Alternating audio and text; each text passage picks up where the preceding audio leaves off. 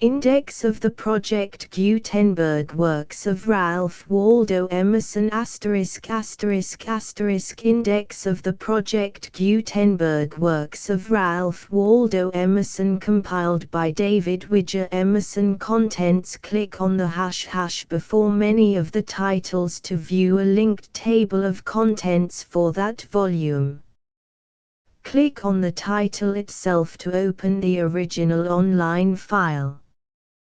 ##essays, first series ##essays, second series #representative men. The Correspondence of Carlyle and Emerson, V1 The Correspondence of Carlyle and Emerson, V2 May Day and Other Pieces ##essays #nature The Conduct of Life English Trays Tables of Contents of Volumes Essays, First Series by Ralph Waldo Emerson. Contents: I History 2 Self-Reliance 3 Compensation 4 Spiritual Laws V Love 6 Friendship 7 Prudence 8 Heroism 9 The Oversoul X Circles 11 Intellect 12 Art Essays.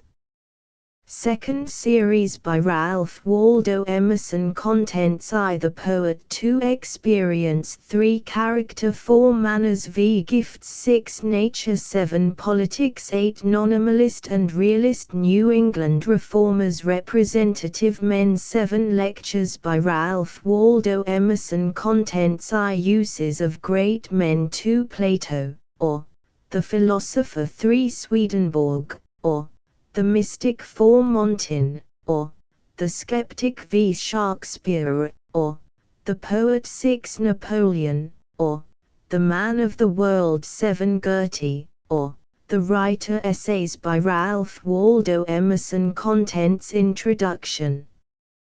Page Life of Emerson 5 Critical Opinions 11 Chronological List of Principal Works 17 The American Scholar 19 Compensation 49 Self-Reliance 79 Friendship 117 Heroism 139 Manners 156 Gifts 187 Nature 193 Shakespeare, or The Poet 217 Prudence 243 Circles 260 Notes 279 Notes The American Scholar 1. Games of Strength. The public games of Greece were athletic and intellectual contests of various kinds.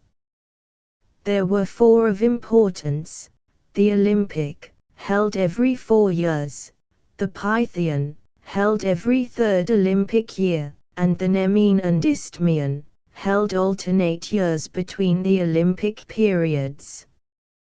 These great national festivals exercised a strong influence in Greece. They were a secure bond of union between the numerous independent states and did much to help the nation to repel its foreign invaders.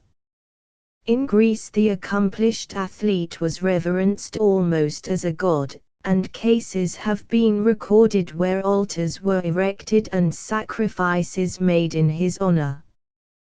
The extreme care and cultivation of the body induced by this national spirit is one of the most significant features of Greek culture, and one which might wisely be imitated in the modern world.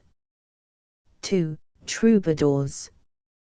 In southern France during the 11th century, wandering poets went from castle to castle reciting or singing love songs, composed in the old Provençal dialect, a sort of vulgarized Latin. The life in the great feudal chateaux was so dull that the lords and ladies seized with avidity any amusement which promised to while away an idle hour. The troubadours were made much of and became a strong element in the development of the southern spirit. So-called courts of love were formed where questions of an amorous nature were discussed in all their bearings, learned opinions were expressed on the most trivial matters, and offenses were tried. Some of the Provençal poetry is of the highest artistic significance, though the mass of it is worthless high-flown trash. 3. At the time this oration was delivered, 1837, many of the authors who have since given America a place in the world's literature were young men writing their first books. We were, says James Russell Lowell, still socially and intellectually moored to English thought, till Emerson cut the cable and gave us a chance at the dangers and glories of blue water. 4. Pole Star. Polaris is now the nearest conspicuous star to the North Pole of the celestial equator.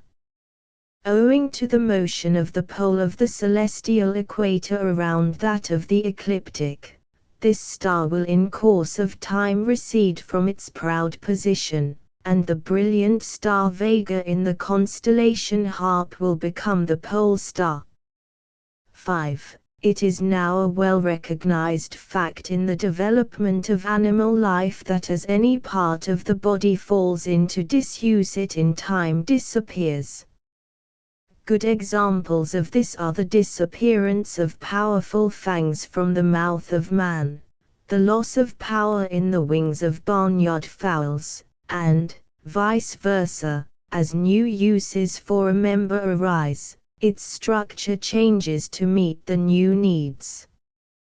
An example of this is the transformation from the hoof of a horse through the cloven hoofs of the cow to the eventual development of highly expert fingers in the monkey and man. Emerson assumed the doctrine of evolution to be sufficiently established by the anatomical evidence of gradual development. In his own words, man is no upstart in the creation. His limbs are only a more exquisite organization, say rather the finish, of the rudimental forms that have been already sweeping the sea and creeping in the mud.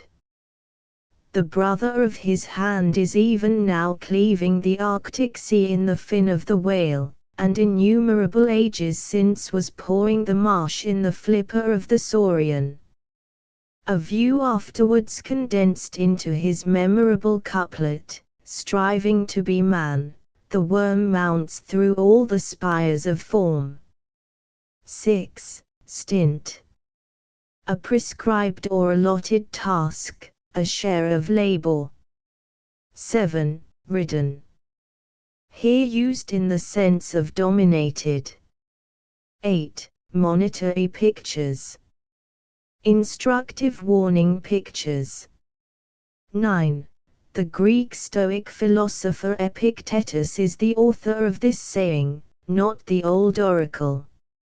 It occurs in the Enchiridion, or Manual, a work put together by a pupil of Epictetus.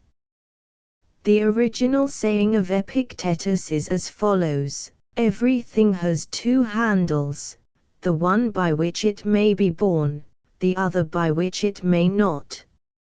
If your brother acts unjustly, do not lay hold of the act by that handle wherein he acts unjustly, for this is the handle which cannot be borne, but lay hold of the other, that he is your brother, that he was nurtured with you, and you will lay hold of the thing by that handle by which it can be borne.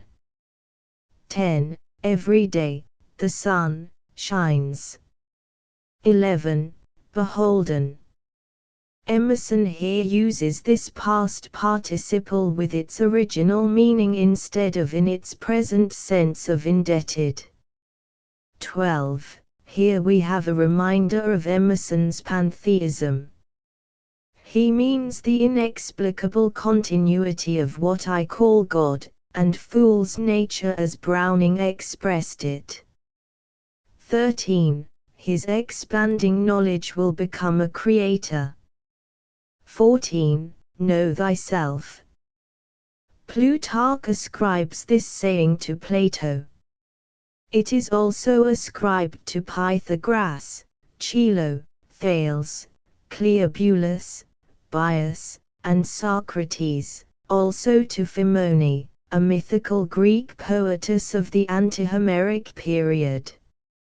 Juvenal, Satire 11:27, says that this precept descended from heaven. Know thyself, and nothing too much were inscribed upon the Delphic oracle. Know then thyself, presume not God to scan, the proper study of mankind is man. 15. Observe the brisk movement of these sentences. How they catch and hold the attention, giving a new impulse to the reader's interest. 16. Nature abhors a vacuum. 17. Noxious. Harmful. 18. John Locke, 1632–1704, an English philosopher whose work was of especial significance in the development of modern philosophy. The work he is best known by is the exhaustive essay on the human understanding, in which he combated the theory of Descartes, that every man has certain innate ideas. The innate idea theory was first proved by the philosopher Descartes in this way. Descartes began his speculations from a standpoint of absolute doubt. Then he said, I think, therefore I am, and from this formula he built up a number of ideas innate to the human mind, ideas which we cannot but hold. Locke's essay on the human understanding did much to discredit Descartes' innate ideas, which had been very generally accepted in Europe before. 19. Francis Bacon, Baron Verulam, Viscount St. Albans, 1561–1626, a famous English statesman and philosopher. He occupied high public offices, but in 1621 was convicted of taking bribes in his office of Lord Chancellor. He pleaded guilty and was sentenced to imprisonment and a fine of £40,000. Both these sentences were remitted, however. In the 17th century, judicial corruption was so common that Bacon's offence was not considered so gross as it would now be. As a philosopher, Bacon's rank has been much disputed. While some claim that to his improved method of studying nature are chiefly to be attributed the prodigious strides taken by modern science, others deny him all merit in this respect. His best-known works are, the Novum Organum, a philosophical treatise, the Advancement of Learning, a remarkable argument in favor of scholarship, and the short essays on subjects of common interest, usually printed under the simple title Bacon's Essays. 20. Third Estate. The 13th century was the age when the national assemblies of most European countries were putting on their definite shape. In most of them the system of estates prevailed. These in most countries were three: nobles, clergy, and commons, the commons being the third estate. During the French Revolution, the third estate, or tiers état, asserted its rights and became a powerful factor in French politics, choosing its own leaders and effecting the downfall of its oppressors. 21. Restorers of readings. Men who spend their lives trying to improve and correct the texts of classical authors, by comparing the old editions with each other and picking out the version which seem most in accordance with the author's original work. 22. Emendators. The same as restorers of readings. 23. Bibliomaniacs. Men with a mania for collecting rare and beautiful books. Not a bad sort of mania, though Emerson never had any sympathy for it. 24. To many readers, Emerson's own works richly fulfill this obligation.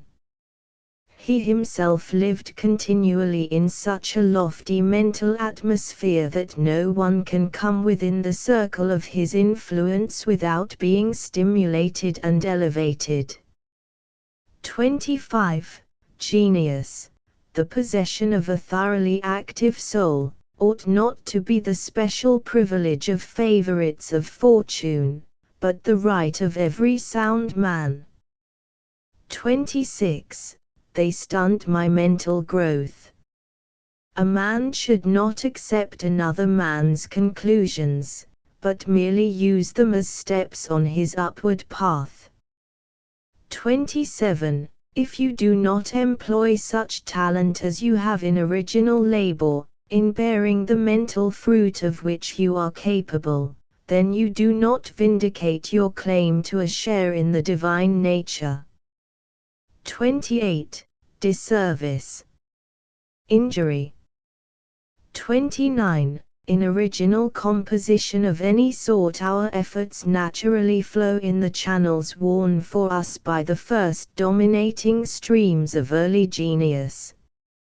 The conventional is the continual foe of all true art. 30. Emerson is continually stimulating us to look at things in new ways.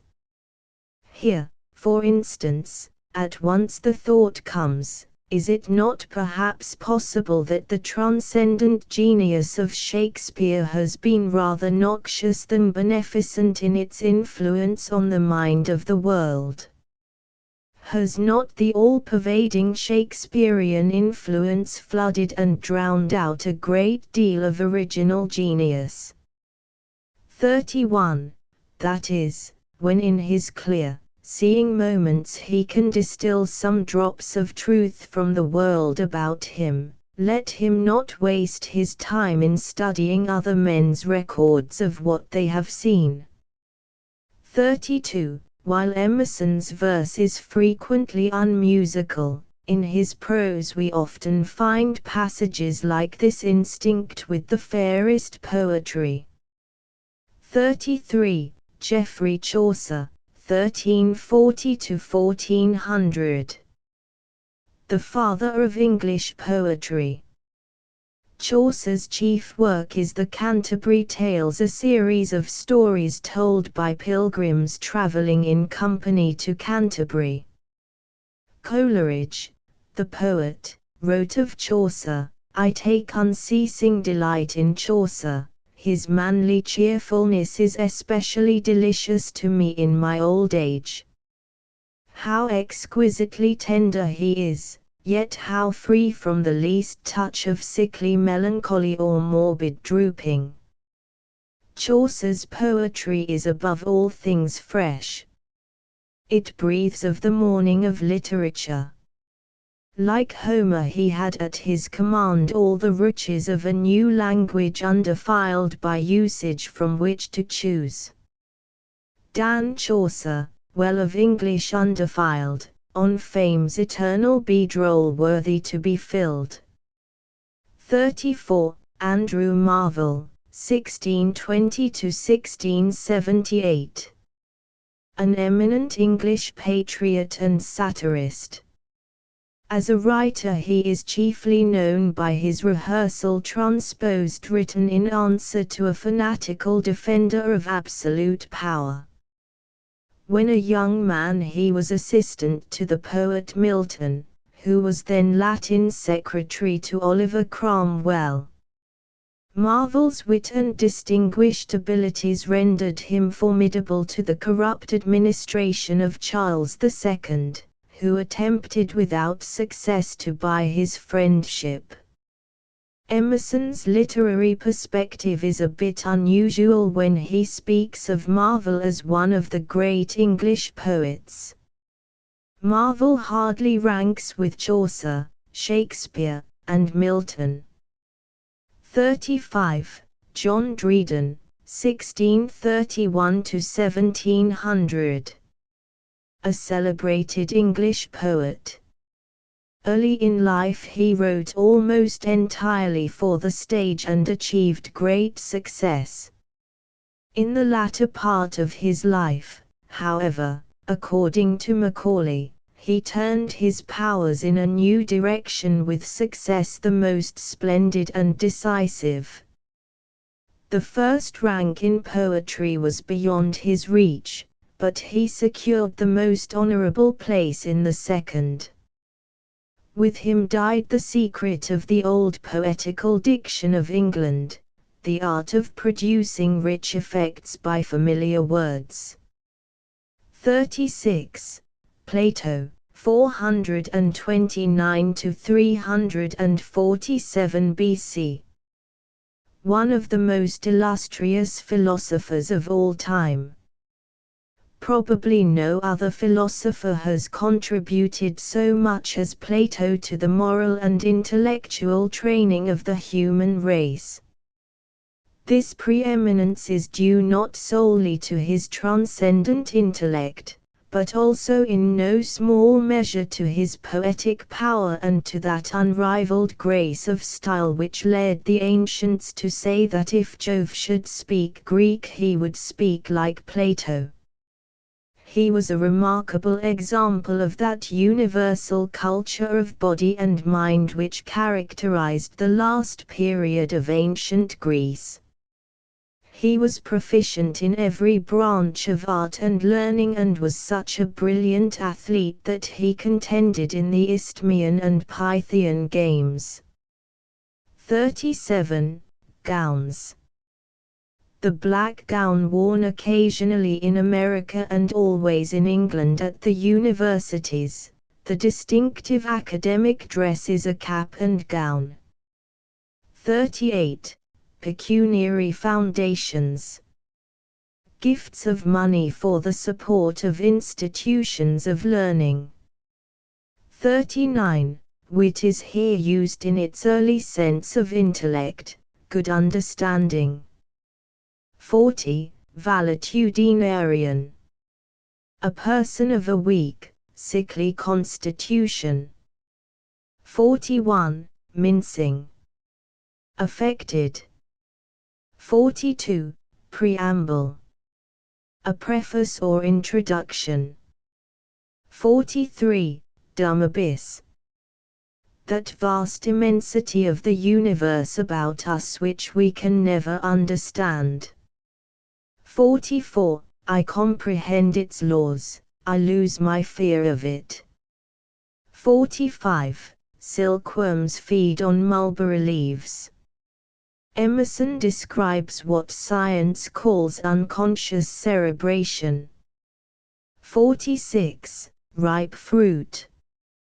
Emerson's ripe fruit found its way into his diary, where it lay until he needed it in the preparation of some lecture or essay. 47. I Corinthians 15. 53. 48. Empyrean. The region of pure light and fire, the ninth heaven of ancient astronomy. The deep-domed Empyrean rings to the roar of an angel onset. 49. Fools. According to the methods of education 50 years ago, it was quite customary for the teacher to punish a schoolchild with his fool or ruler. 50. Oliver Wendell Holmes cites this last sentence as the most extreme development of the distinctively Emersonian style. Such things must be read not too literally but rapidly, with alert attention to what the previous train of thought has been. 51. Savoyards. The people of Savoy, south of Lake Geneva in Switzerland. 52. Emerson's style is characterized by the frequent use of pithy epigrams like this. 53. Sir Isaac Newton, 1642 to 1727. A great English philosopher and mathematician. He is famous as having discovered the law of gravitation. 54. Unhandselt. Uncultivated, without natural advantages. A handsill is a gift. 55. Druids. The ancient priesthood of the Britons in Caesar's time. They had immense power among these primitive peoples. They were the judges as well as the priests and decided all questions. It is believed that they made human sacrifices to their gods in the depths of the primeval forest, but not much is known of their rites. 56. Berserkers. Berserker was a redoubtable hero in Scandinavian mythology, the grandson of the eight-handed Starkodr and the beautiful Alfhild. He had 12 sons who inherited the wild battle frenzy, or berserker rage. The sagas, the great Scandinavian epics, are full of stories of heroes who are seized with this fierce longing for battle, murder, and sudden death. The name means bare shirt and has been connected with the old werewolf tradition, the myth that certain people were able to change into man-devouring wolves with a wolfish mad desire to rend and kill. 57. Alfred, surnamed the Great, 848 to 901. King of the West Saxons in England. When he ascended the throne, his country was in a deplorable condition from the repeated inroads of northern invaders. He eventually drove them out and established a secure government. England owes much to the efforts of Alfred.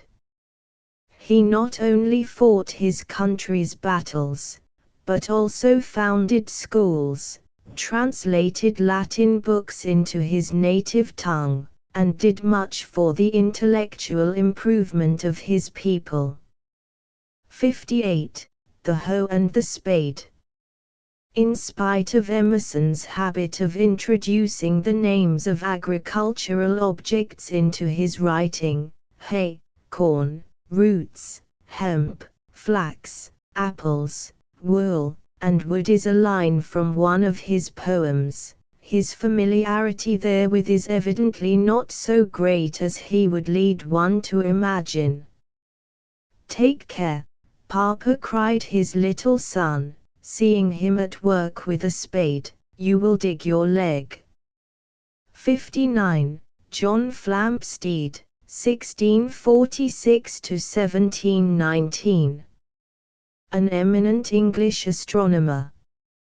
He appears to have been the first to understand the theory of the equation of time.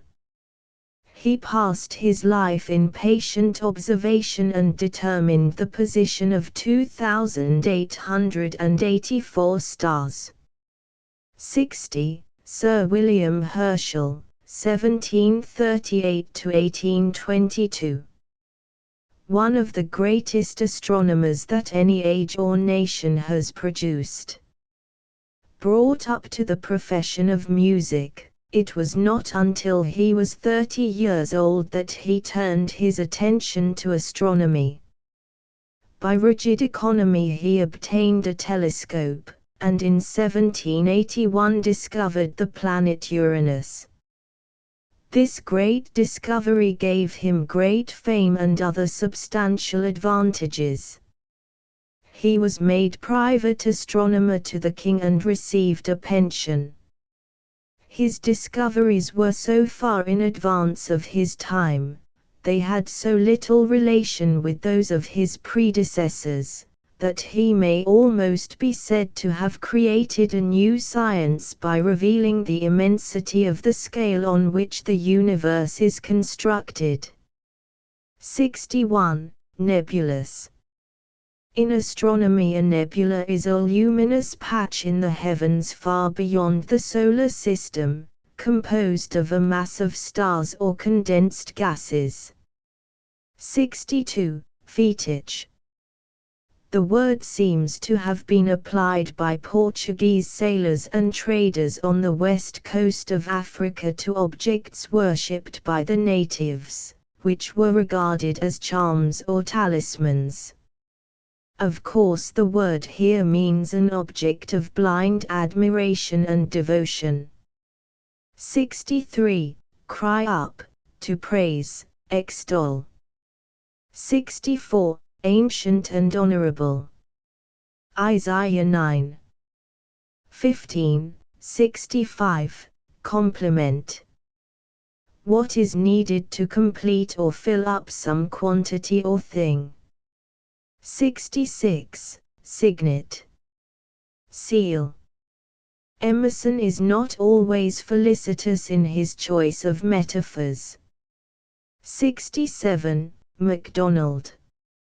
In Servants Don Quixote Sancho Panza, the squire to the knight of the metaphysical countenance tells a story of a gentleman who had asked a countryman to dine with him.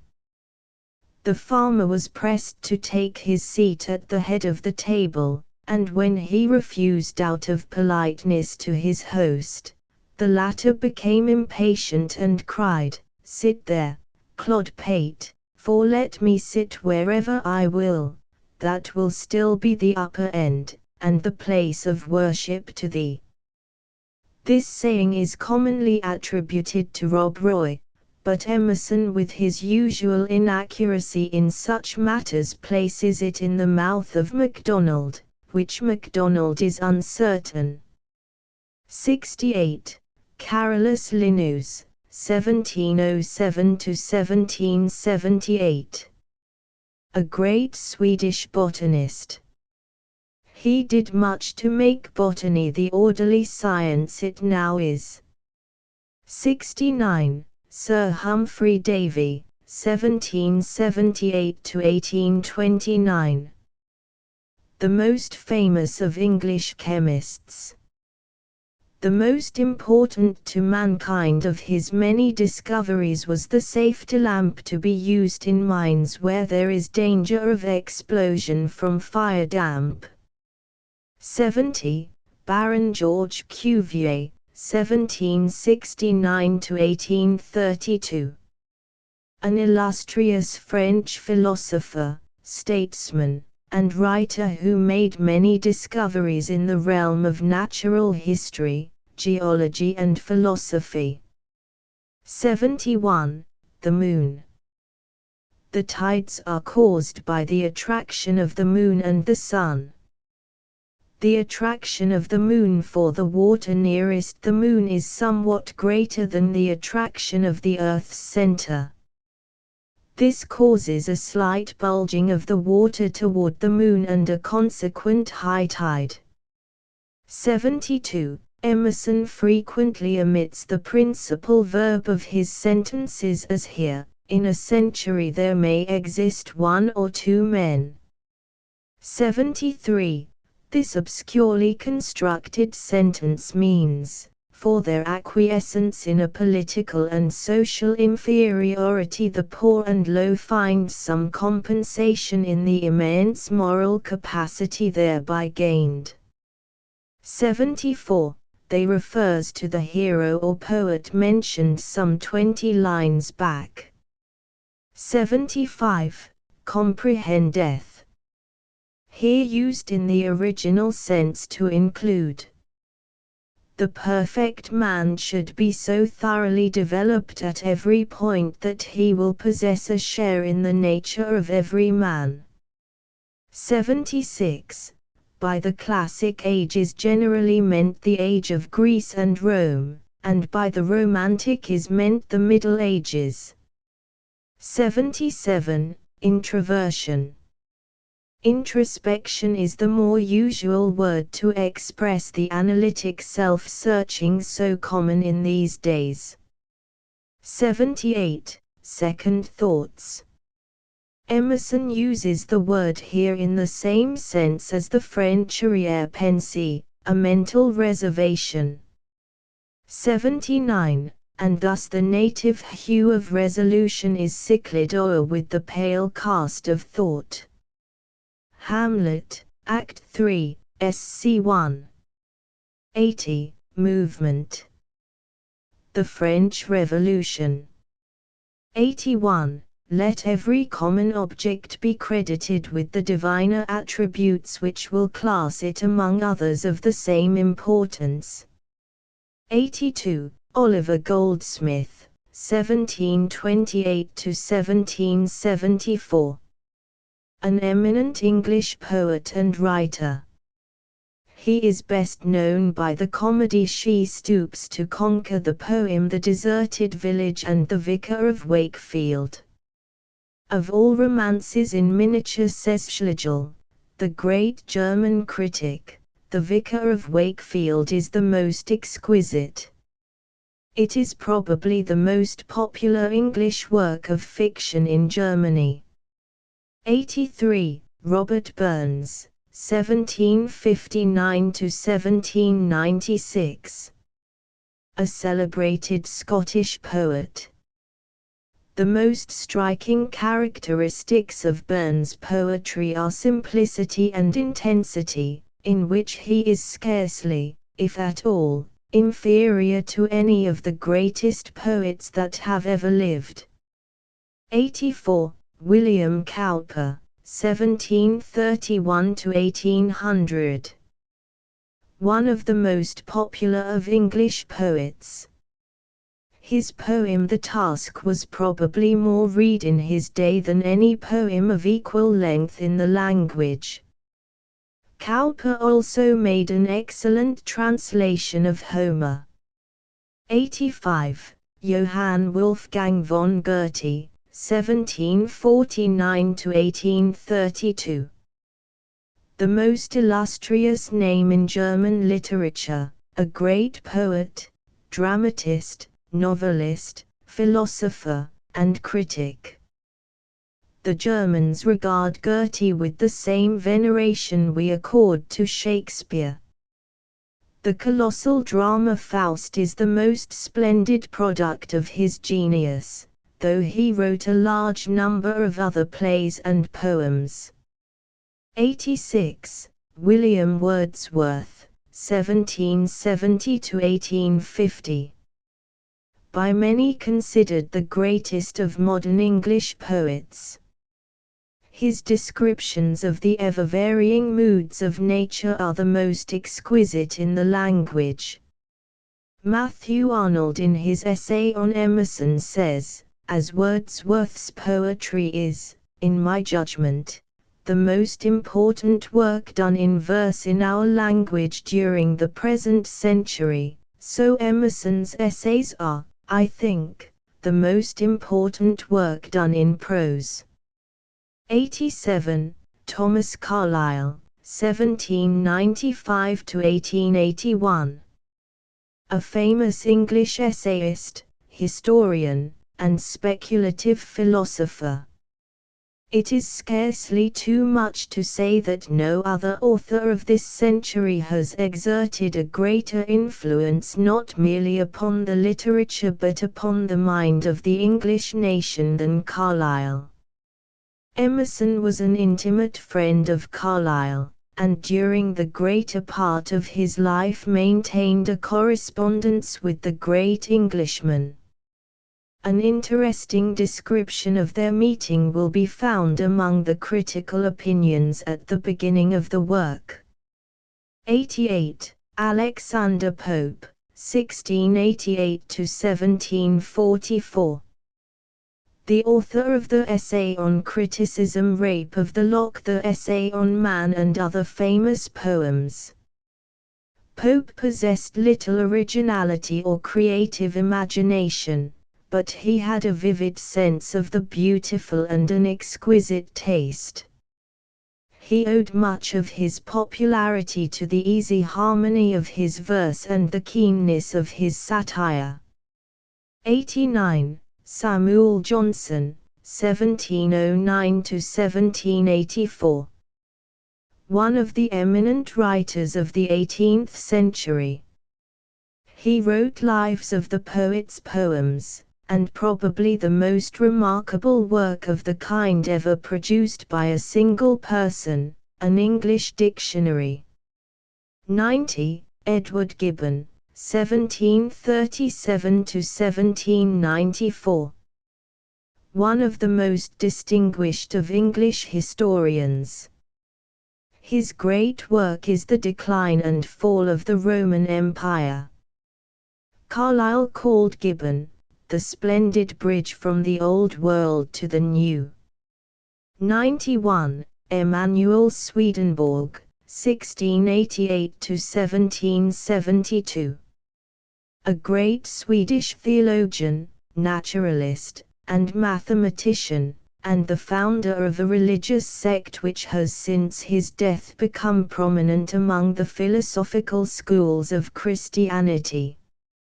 92. Johann Heinrich Pestalozzi, 1746 to 1827.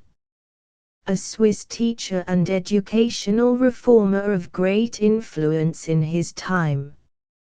Compensation, 93. These lines are printed under the title of Compensation in Emerson's collected poems. He has also another poem of 8 lines with the same title. 94.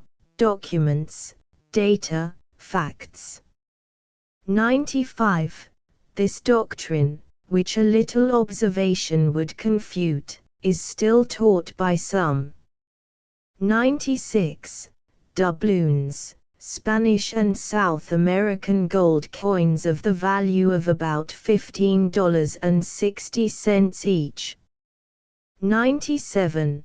Polarity, that quality or condition of a body by virtue of which it exhibits opposite or contrasted properties in opposite or contrasted directions. 98. Systole and diastole, the contraction and dilation of the heart and arteries. 99. They are increased and consequently want more. 100. Intenerate, soften. 101. White House, the popular name of the presidential mansion at Washington. 102. Explain the phrase eat dust. 103. Overlook, oversee, superintend. 104. Resnellant, etc. Translated in the previous sentence. 105. The world, due. Explain the thought. What gives the earth its shape? 106. The microscope, little.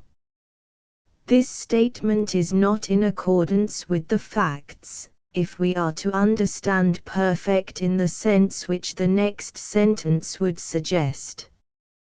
107. Emerson has been considered a pantheist.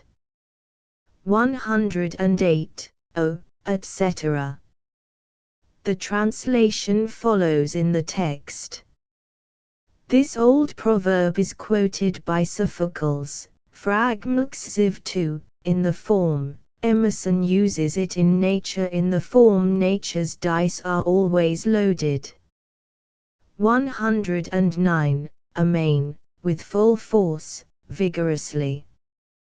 110. The proverb is quoted by Horace, Epistles, I, x24, Naturam expels furca, tamen usque recurrit. A similar thought is expressed by Juvenal, Seneca, Cicero, and Aristophanes. 111. Augustine, Confessions, B.I. 112. Jupiter, the supreme god of the Romans, the Zeus of the Greeks. 113.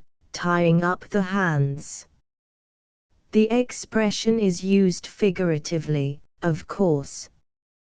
114. The supreme power in England is vested in Parliament. 115.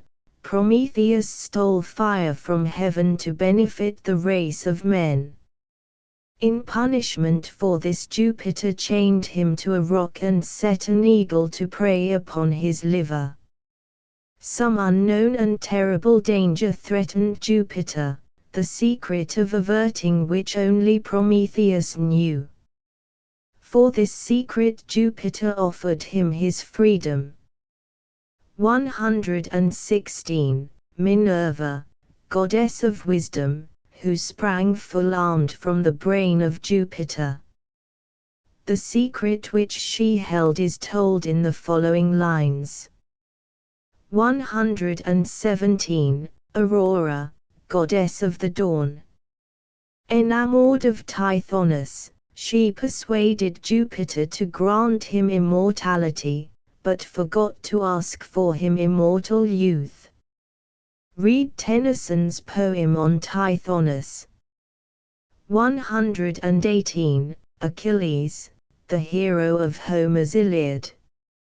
His mother Thetis, to render him invulnerable, plunged him into the waters of the Styx. The heel by which she held him was not washed by the waters and remained vulnerable. Here he received a mortal wound. 119. Siegfried, hero of the Nibelungenlied, the old German epic poem. Having slain a dragon, he bathed in its blood and became covered with an invulnerable horny hide, only one small spot between his shoulders which was covered by a leaf remaining vulnerable. Into this spot the treacherous Hazen plunged his lance. 120. Nemesis, a Greek female deity, goddess of retribution, who visited the righteous anger of the gods upon mortals. 121. The Furies or Eumenides, stern and inexorable ministers of the vengeance of the gods. 122. Ajax and Hector, Greek and Trojan heroes in the Trojan War. See Homer's Iliad. Achilles slew Hector and, lashing him to his chariot with the belt which Ajax had given Hector, dragged him round the walls of Troy. Ajax committed suicide with the sword which Hector had presented to him. 123. Thasians, inhabitants of the island of Thasus. The story here told of the rival of the athlete Thesians is found in Pausanias' description of Greece, Book 6. Chap. 11. 124. Shakespeare, the greatest of English writers, seems to have succeeded entirely or almost entirely in removing the personal element from his writings. 125. Hellenic, Greek. 126. Tit for tat, etc. This paragraph is composed of a series of proverbs. 127. Edmund Burke, 1729, 1797, illustrious Irish statesman, orator, and author.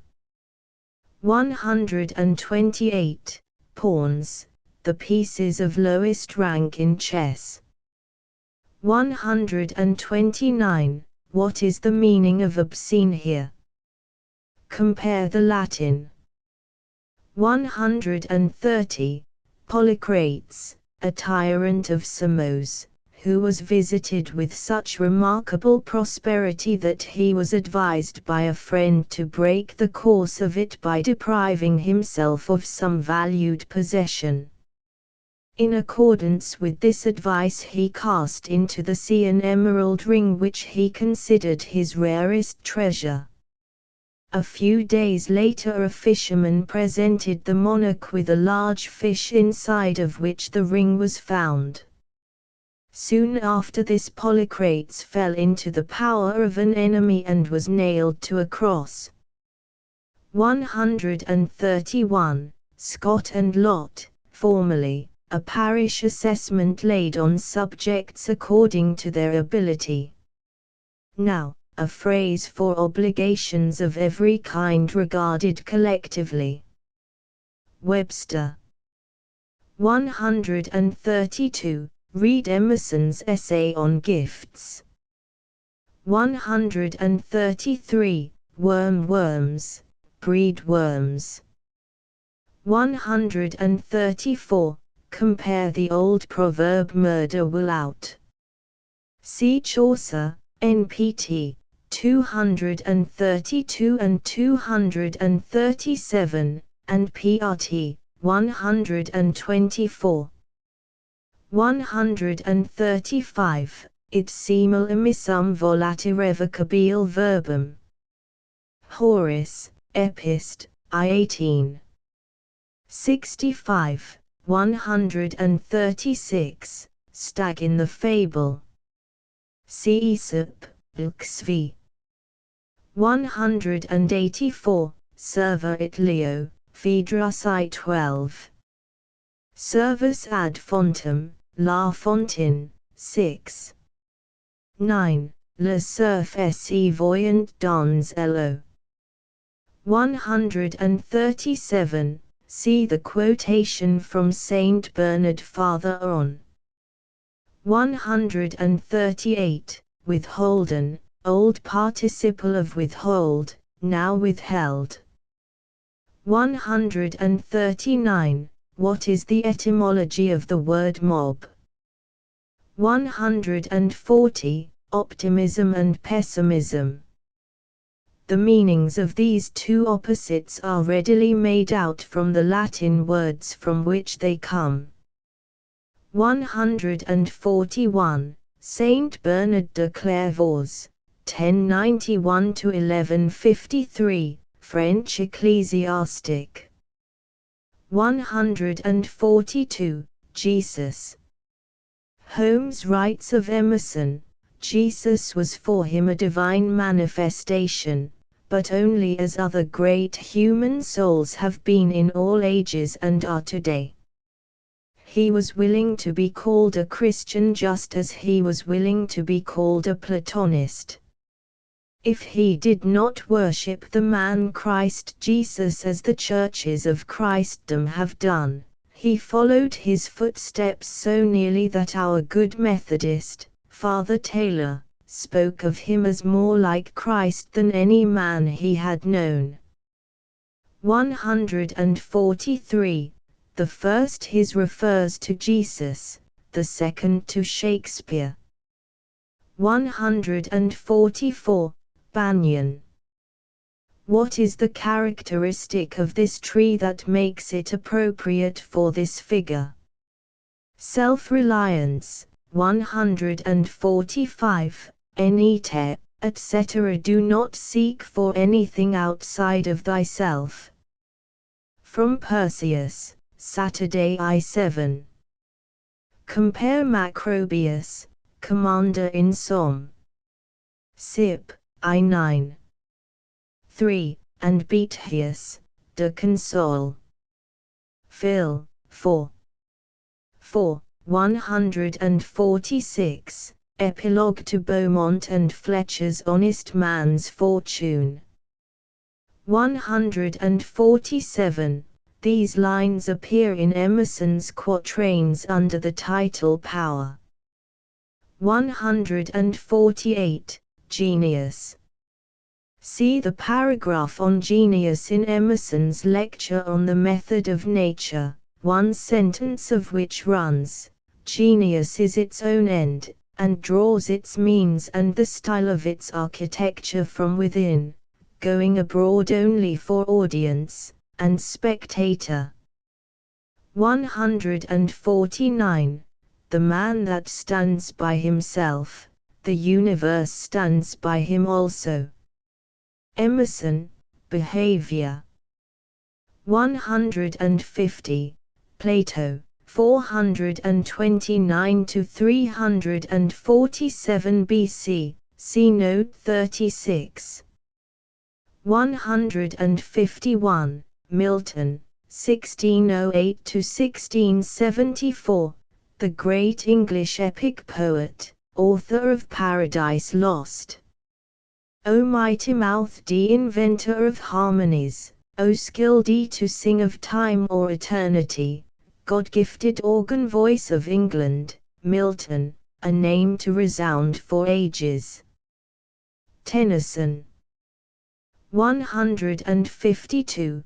The great poet makes feel our own wealth. Emerson, The Oversoul. 153.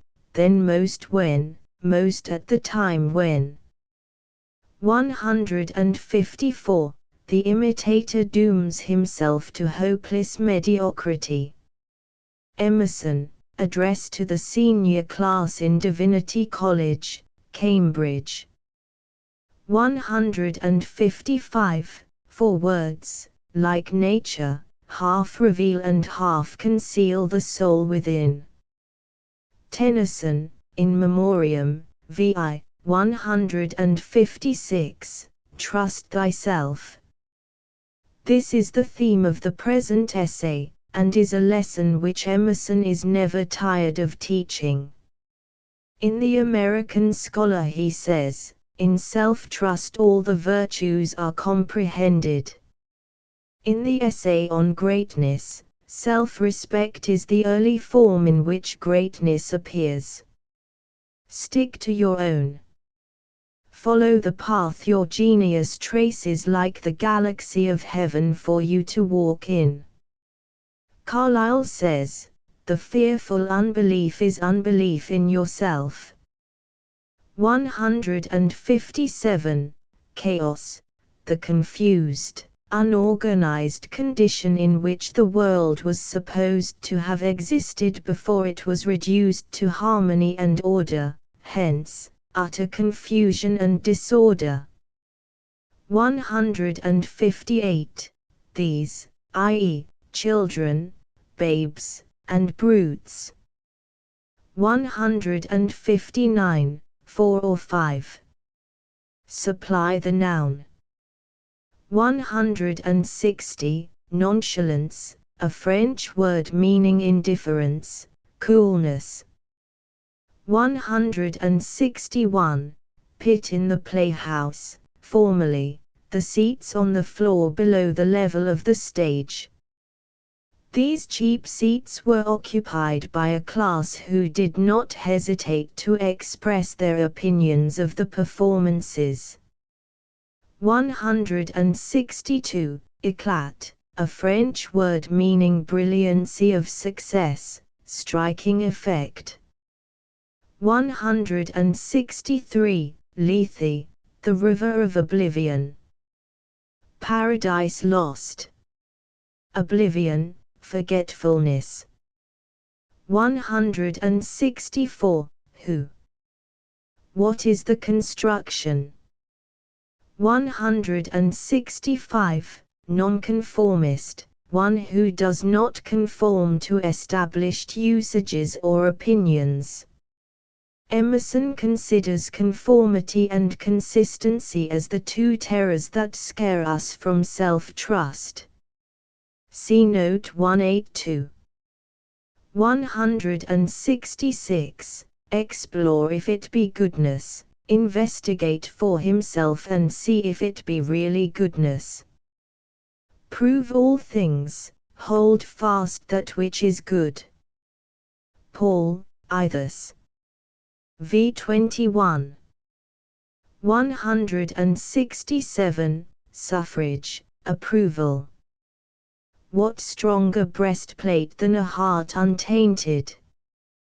Thrice is he armed that hath his quarrel just, and he but naked, though locked up in steel, whose conscience with injustice is corrupted. Shakespeare, 2. Henry VI, 3.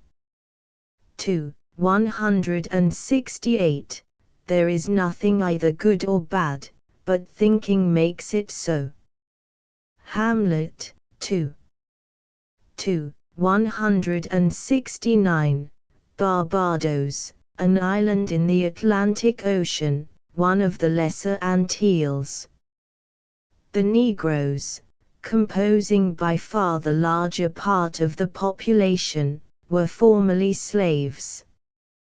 170. He had rather have his actions ascribed to whim and caprice than to spend the day in explaining them.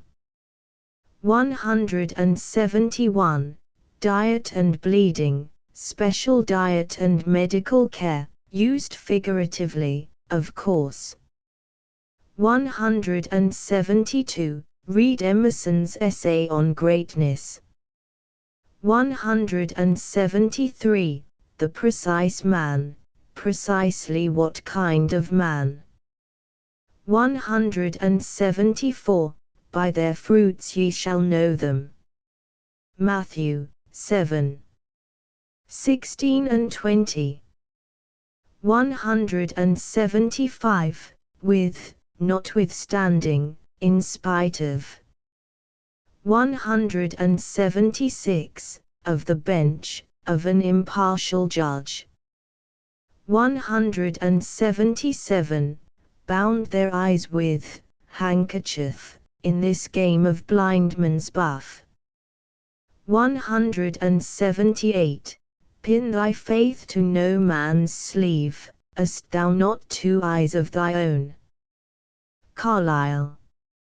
179. Give examples of men who have been made to feel the displeasure of the world for their nonconformity. 180. Nihil tam incertum nec tam inestimabilist quam animi multitudinis. Livy, xxi. 34. Mobile mutata semper cum principe vulgus. Claudianus, de 4. Consul. Honor 2, 302. 181. The other terror. The first, conformity, has just been treated. 182. Consistency. Compare, on the other hand, the well-known saying, consistency, thou art a jewel. 183. Orbit, course in life. 184. Somewhat, something. 185. See Genesis, x6. 12. 186.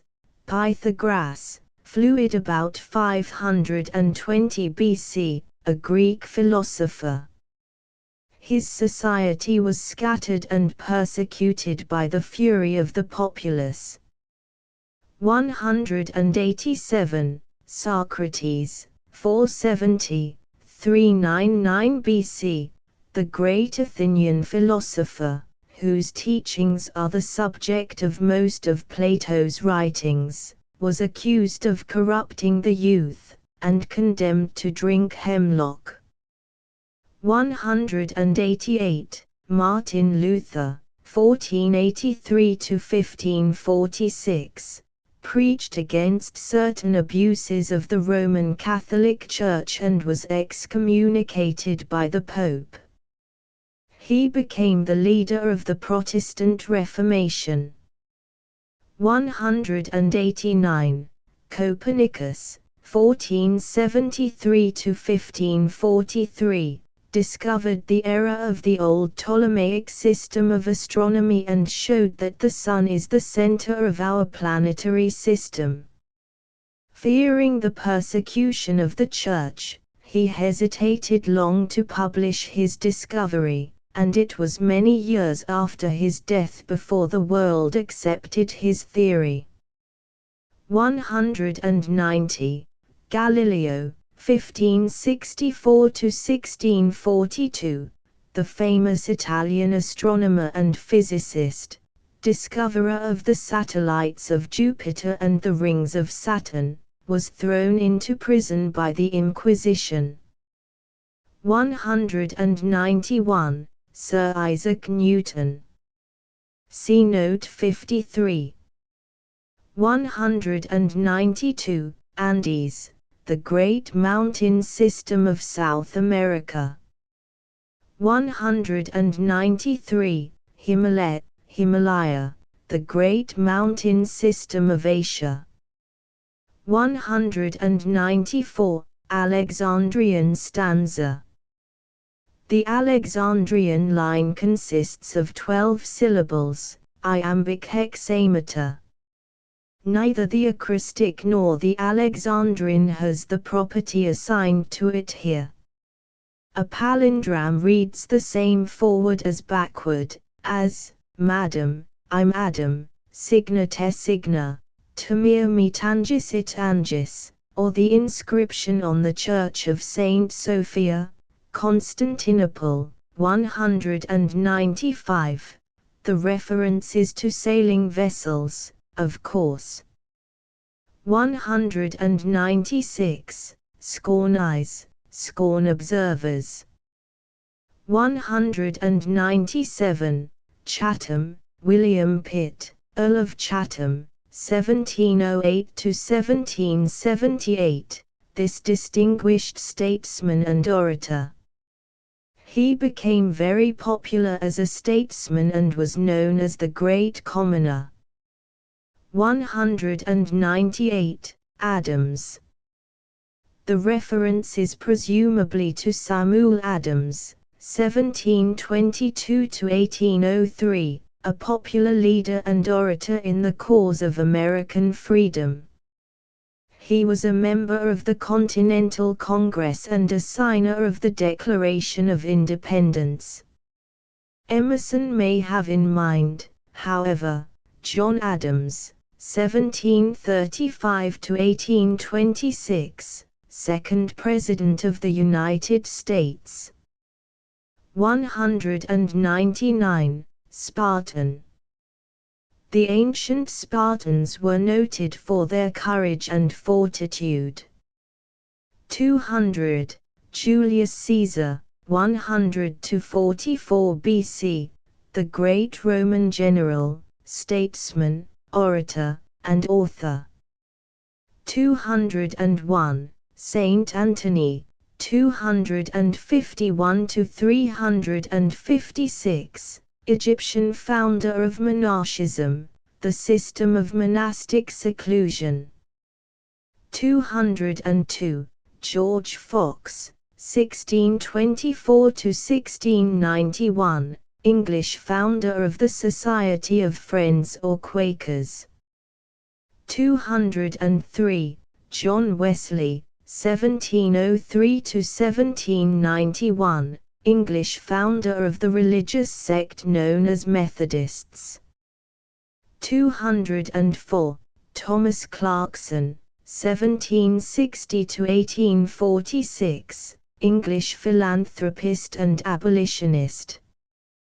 205. Scipio, 235–184 BC, the great Roman general who defeated Hannibal and decided the fate of Carthage. The quotation is from Paradise Lost, Book 9, line 610. 206. In the story of Abu Hassan or the sleeper awakened in the Arabian Nights, Abu Hassan awakes and finds himself treated in every respect as the Caliph Harun al-Rashid. Shakespeare has made use of a similar trick in Taming of the Shrew, where Christopher Sly is put to bed drunk in the Lord's room and on awaking is treated as a lord. 207. Alfred the Great, 849–901, King of the West Saxons. He was a wise king, a great scholar, and a patron of learning. 208. Skanderbeg, George Castriotta, 1404–1467, an Albanian chief who embraced Christianity and carried on a successful war against the Turks. 209. Gustavus Adolphus, 1594–1632, King of Sweden, the hero of Protestantism in the 30 Years' War.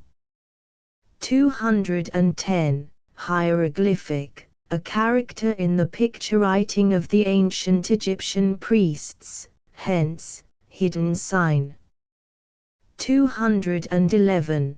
Parallax, an angle used in astronomy in calculating the distance of a heavenly body. The parallax decreases as the distance of the body increases. 212. The child has the advantage of the experience of all his ancestors. Compare Tennyson's line in Locksley Hall, "I the heir of all the ages, in the foremost files of time." 213. Why should we grope among the dry bones of the past, or put the living generation into masquerade out of its faded wardrobe? The sun shines today also. Emerson, Introd. To Nature, Addresses, etc. 214. Explain the thought in this sentence. 215. Judas Iscariot, who betrayed Jesus. 216. Agent, active, acting. 217. An allusion to the Mohammedan custom of removing the shoes before entering a mosque. 218. Of a truth, men are mystically united, a mystic bond of brotherhood makes all men one. 219. Thor and Woden. Woden or Odin was the chief god of Scandinavian mythology. Thor, his elder son, was the god of thunder. From these names come the names of the days Wednesday and Thursday. 220. Explain the meaning of this sentence. 221. You, or you, addressing different persons. 222. The truth shall make you free. John 8. 32. 223. Antinomianism, the doctrine that the moral law is not binding under the gospel dispensation, faith alone being necessary to salvation. 224. There is no sorrow I have thought more about than that, to love what is great, and try to reach it, and yet to fail. George Eliot, Middlemarch, Xv. 225. Explain the use of it in these expressions. 226. Stoic, a disciple of the Greek philosopher Zeno, who taught that men should be free from passion, unmoved by joy and grief, and should submit without complaint to the inevitable. 227. Word made flesh, see John, I-14. 228. Healing to the nations, see Revelation, Xy. 2. 229. In what prayers do men allow themselves to indulge? 230. Prayer is the soul's sincere desire, uttered or unexpressed, the motion of a hidden fire that trembles in the breast. Montgomery, What is Prayer? 231. Karatic, Charactacus, is a historical character in Fletcher's 1576 to 1625 tragedy of Bonduca, Boadicea. 232. Zoroaster, a Persian philosopher, founder of the ancient Persian religion. He flourished long before the Christian era. 233. Speak thou with us, and we will hear, but let not God speak with us, lest we die. Exodus, XX. 19. Compare also the parallel passage in Deuteronomy, v 25-27. 234. John Locke. See Note 18. 235. Lavoisier, 1743-1794, celebrated French chemical philosopher, discoverer of the composition of water.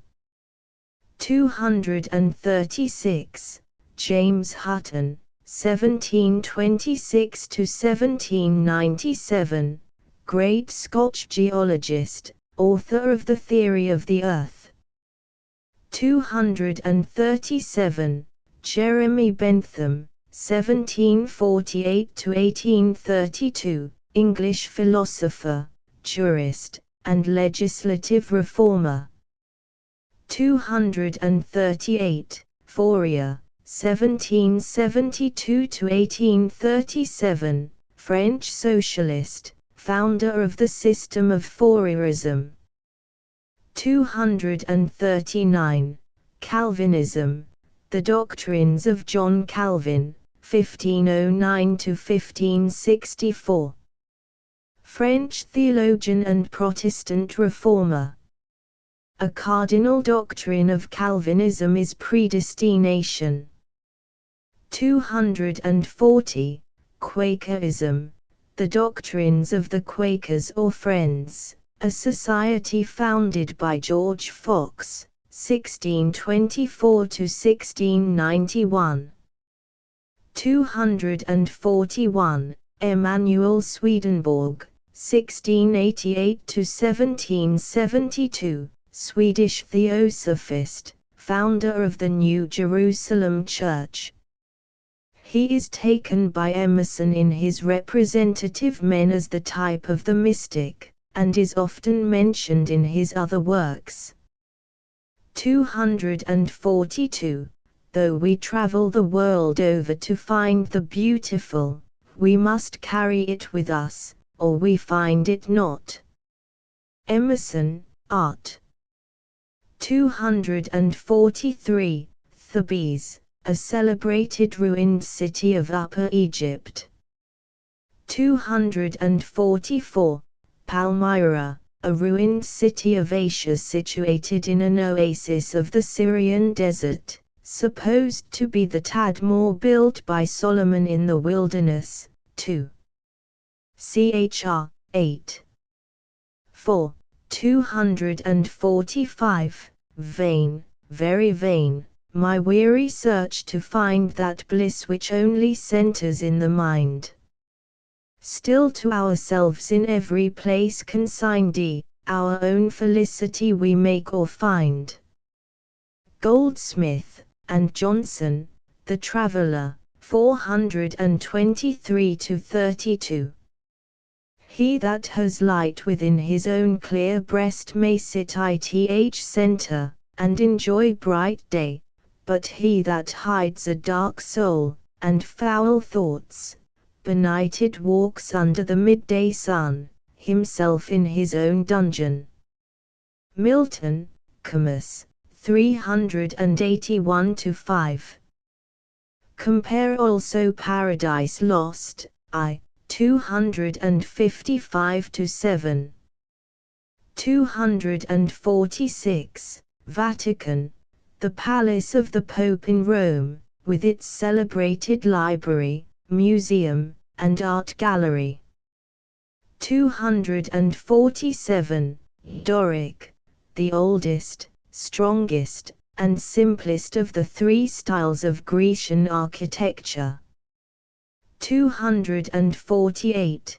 Gothic, a pointed style of architecture, prevalent in Western Europe in the latter part of the Middle Ages.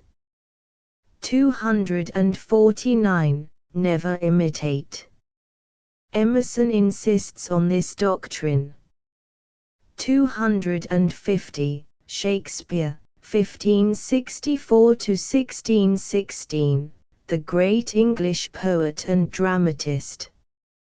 He is mentioned in Emerson's writings more than any other character in history, and is taken as the type of the poet in his representative men.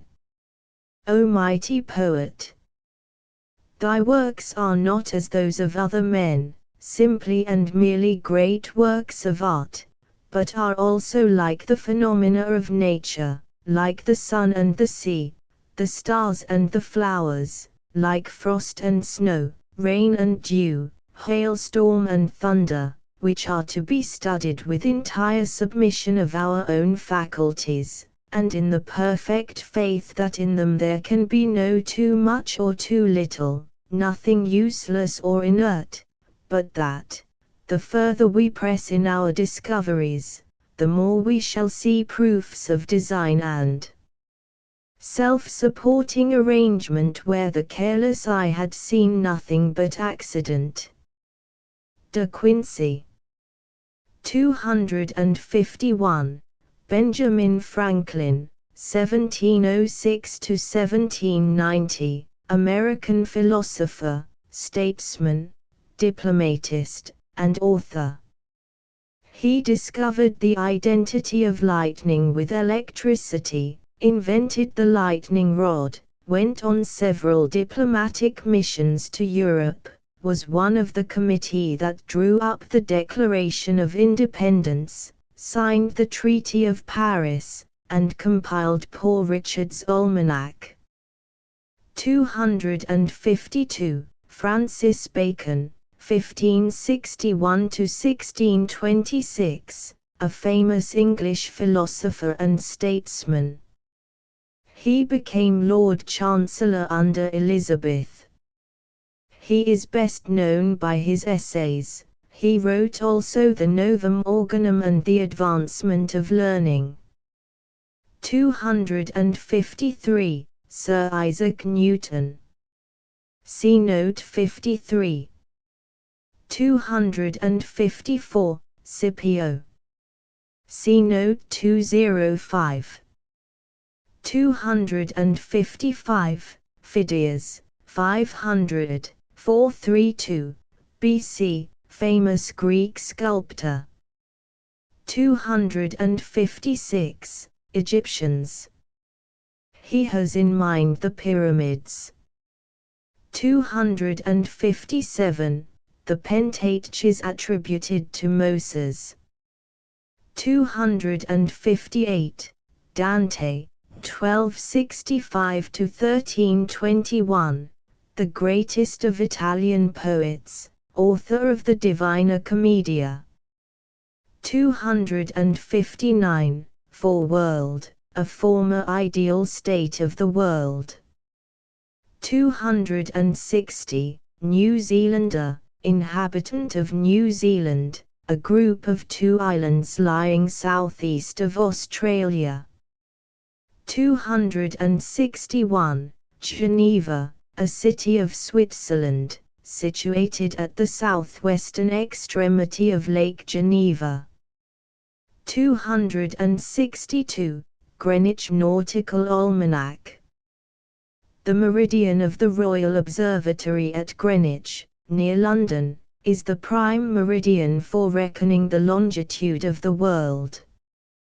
The Nautical Almanac is a publication containing astronomical data for the use of navigators and astronomers.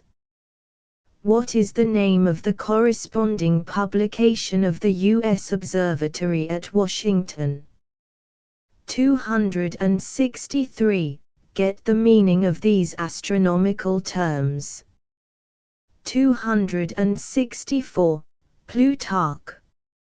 50, 120 AD, Greek philosopher and biographer, author of Parallel Lives, a series of Greek and Roman biographies. Next after Shakespeare and Plato, he is the author most frequently mentioned by Emerson. Read the essay of Emerson on Plutarch.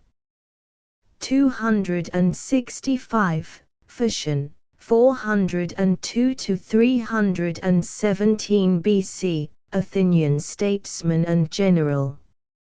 See note 364. 266, Anaxagoras, 500 to 426 BC, Greek philosopher of distinction.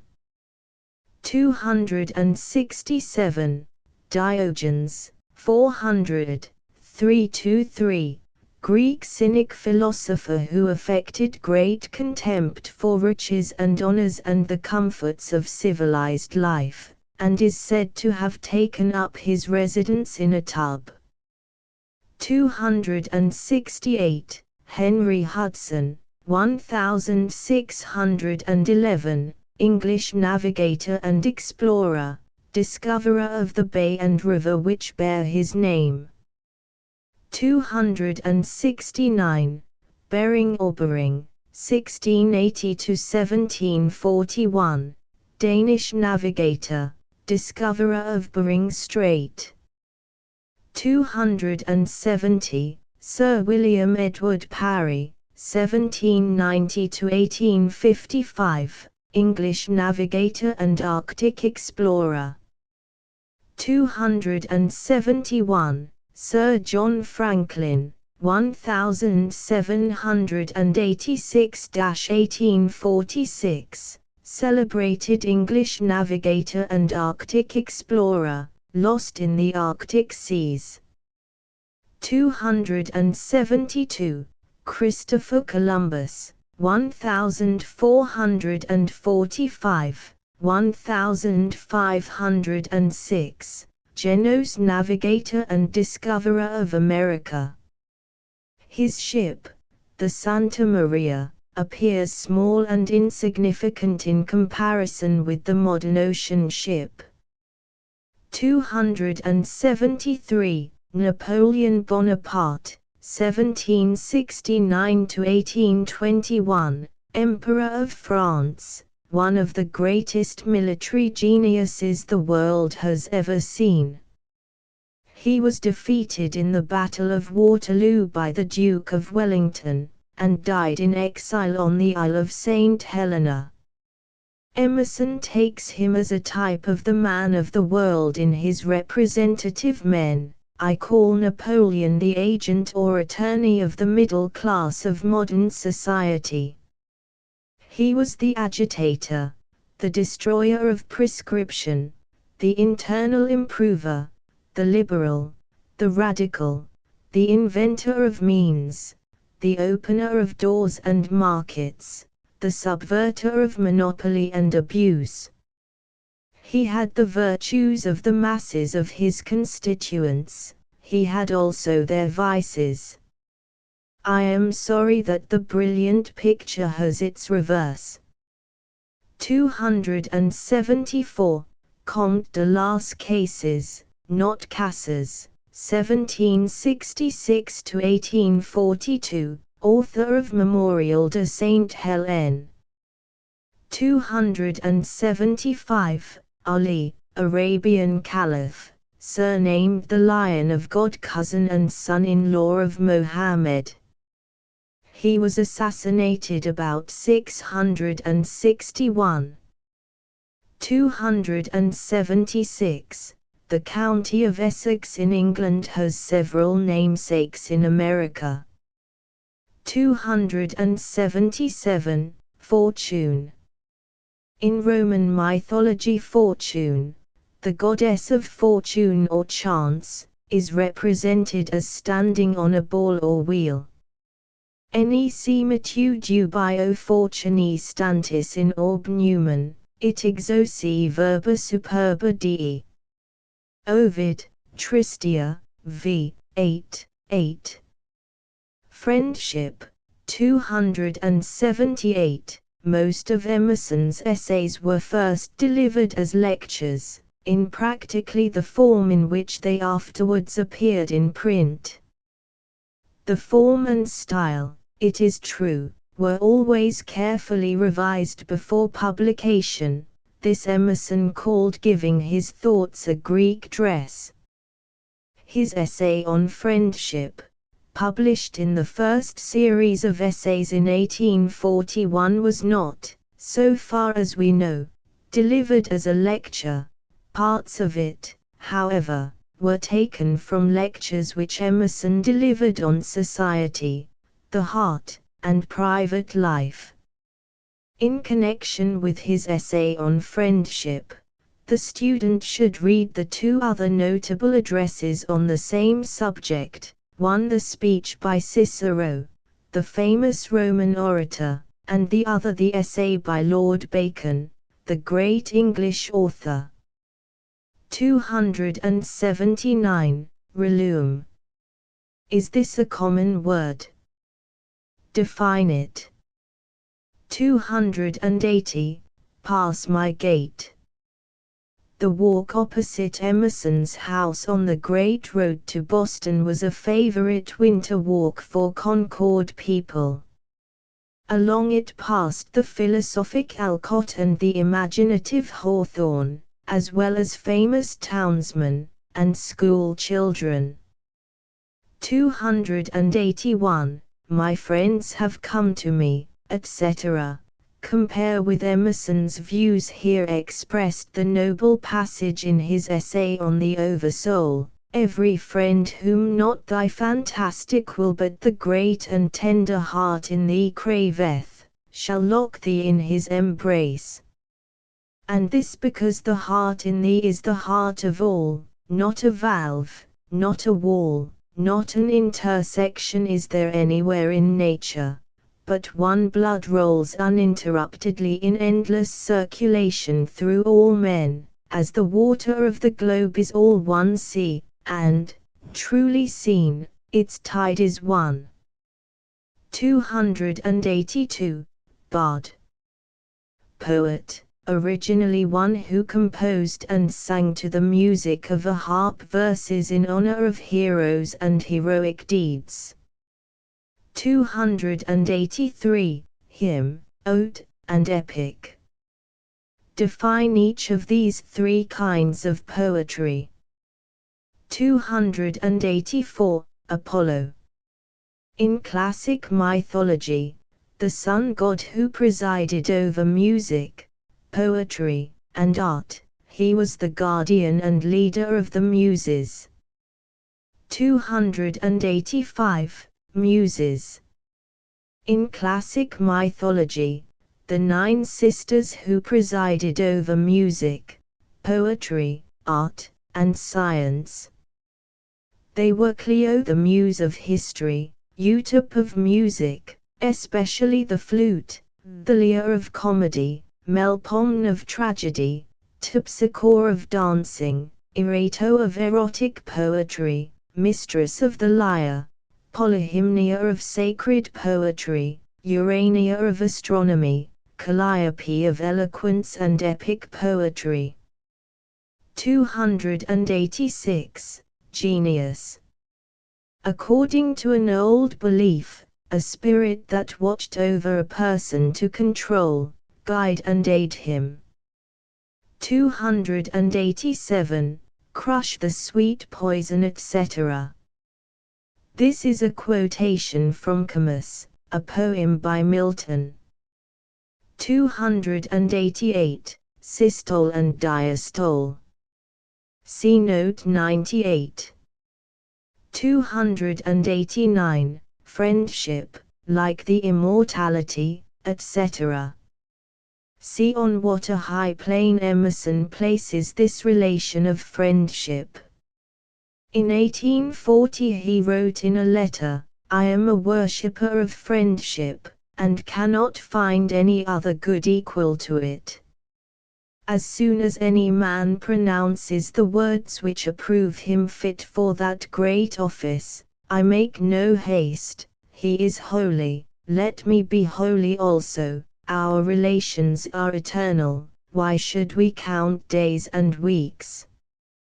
290. Elysian Temple. Temple of Bliss. In Greek mythology, Elysium was the abode of the blessed after death. 291. An Egyptian skull.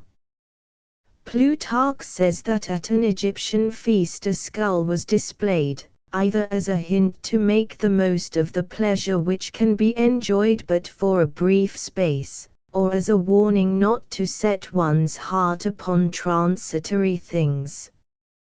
292. Conscious of a universal success, etc. Emerson wrote in his journal, "My entire success, such as it is composed wholly of particular failures." 293. Extends the old leaf. Compare Emerson's lines, "When half gods go the gods arrive." 294. A texture of wine and dreams. What does Emerson mean by this phrase? Explain the whole sentence. 295. The valiant warrior, etc. The quotation is from Shakespeare's sonnet, XXV. 296. Nature Langsamkeit. A German word meaning slowness. The slowness of natural development. 297. Olympian. One who took part in the great Greek games held every 4 years on the plain of Olympia. The racing, wrestling and other contests of strength and skill were accompanied by sacrifices to the gods, processions, and banquets. There was a sense of dignity and almost of worship about the games. The Olympic Games have been recently revived, and athletes from all countries of the world contest for the prizes, simple garlands of wild olive. 298. I knew a man who, etc. The allusion is to Jonas Very, a mystic and poet, who lived at Salem, Massachusetts. 299. Paradox. Define this word. Explain its application to a friend. 300. My author says, etc. The quotation is from a Consideration upon Cicero, by the French author, Montaigne. Montaigne was one of Emerson's favorite authors from his boyhood. Of the essays he says, "I felt as if I myself had written this book in some former life, so sincerely it spoke my thoughts." 301. Cherub. What is the difference between a cherub and a seraph? 302. Curricle. A two-wheeled carriage, especially popular in the 18th century. 303. This law of one-to-one. Emerson felt that this same law applied to nature. He wrote in his journal, "Nature says to man, 1-to-1, my dear." 304. Crimen quos, etc. The Latin saying is translated in the preceding sentence. 305. Nunnage. We use more commonly the word minority. 306. Janus-faced. The word here means simply two-faced, without the idea of deceit usually attached to it. In Roman mythology, Janus, the doorkeeper of heaven, was the protector of doors and gateways and the patron of the beginning and end of undertakings. He was the god of the rising and setting of the sun, and was represented with two faces, one looking to the east and the other to the west. His temple at Rome was kept open in time of war and closed in time of peace. 307. Harbinger. A forerunner, originally an officer who rode in advance of a royal person to secure proper lodgings and accommodations. 308. Empyrean. Highest and purest heaven, according to the ancients, the region of pure light and fire. Heroism. 309. Title. Probably this essay is, essentially at least, the lecture on heroism delivered in Boston in the winter of 1837, in the course of lectures on human culture. 310. Motto. This saying of Mahomet's was the only motto prefixed to the essay in the first edition.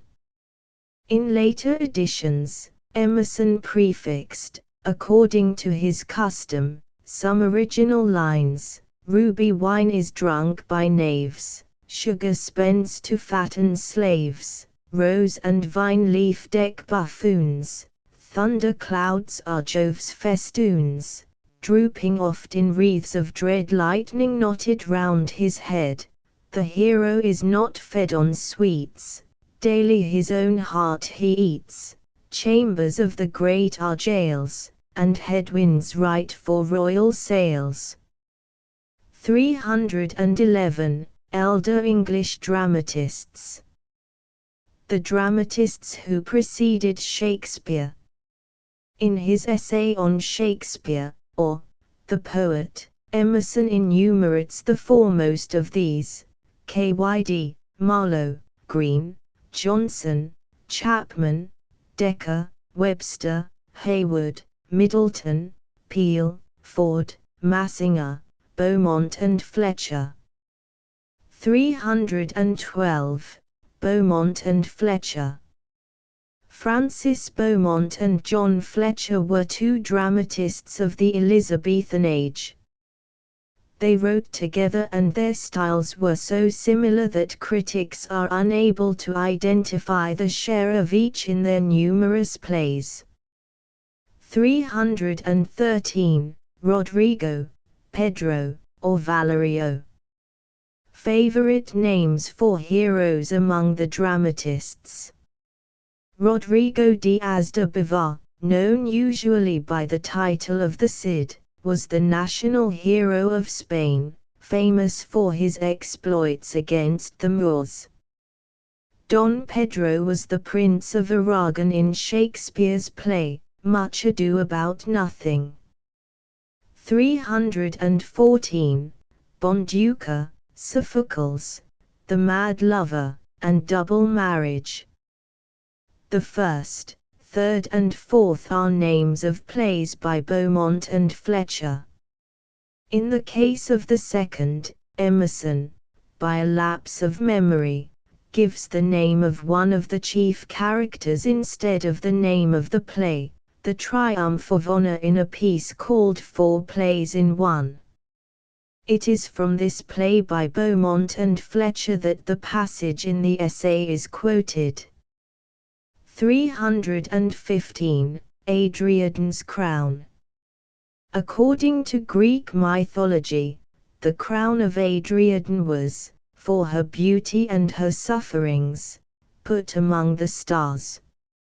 She was the daughter of Minos, king of Crete. She gave Theseus the clue by means of which he escaped from the labyrinth, and she was afterwards abandoned by him. 316. Romulus.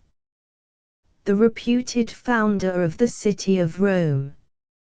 317. Laodamia, Dion.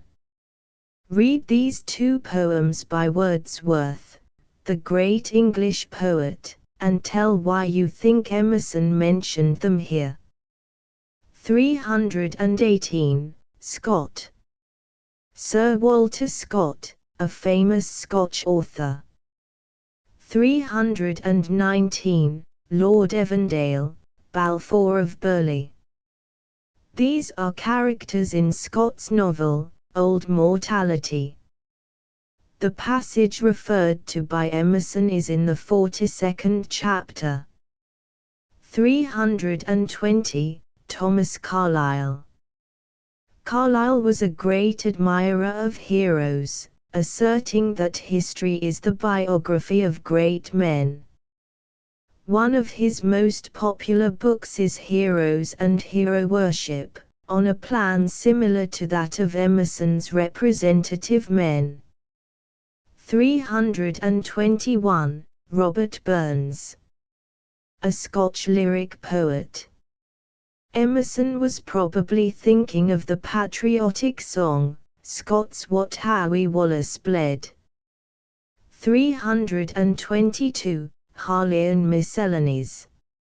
A collection of manuscripts published in the 18th century, and named for Robert Harley, the English statesman who collected them.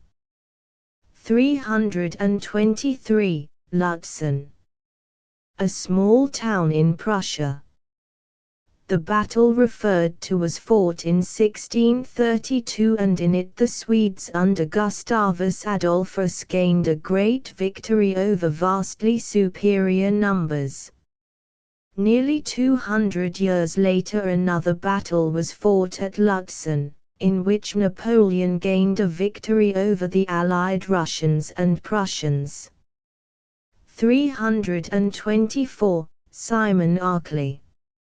An English scholar of the 17th century whose chief work was a history of the Saracens. 325. Oxford. One of the two great English universities. 326. Plutarch. See Note 264. 327. Brasidas. This hero, described by Plutarch, was a Spartan general who lived about 400 years before Christ. 328. Dion. A Greek philosopher who ruled the city of Syracuse in the 4th century before Christ. 329. Epaminondas.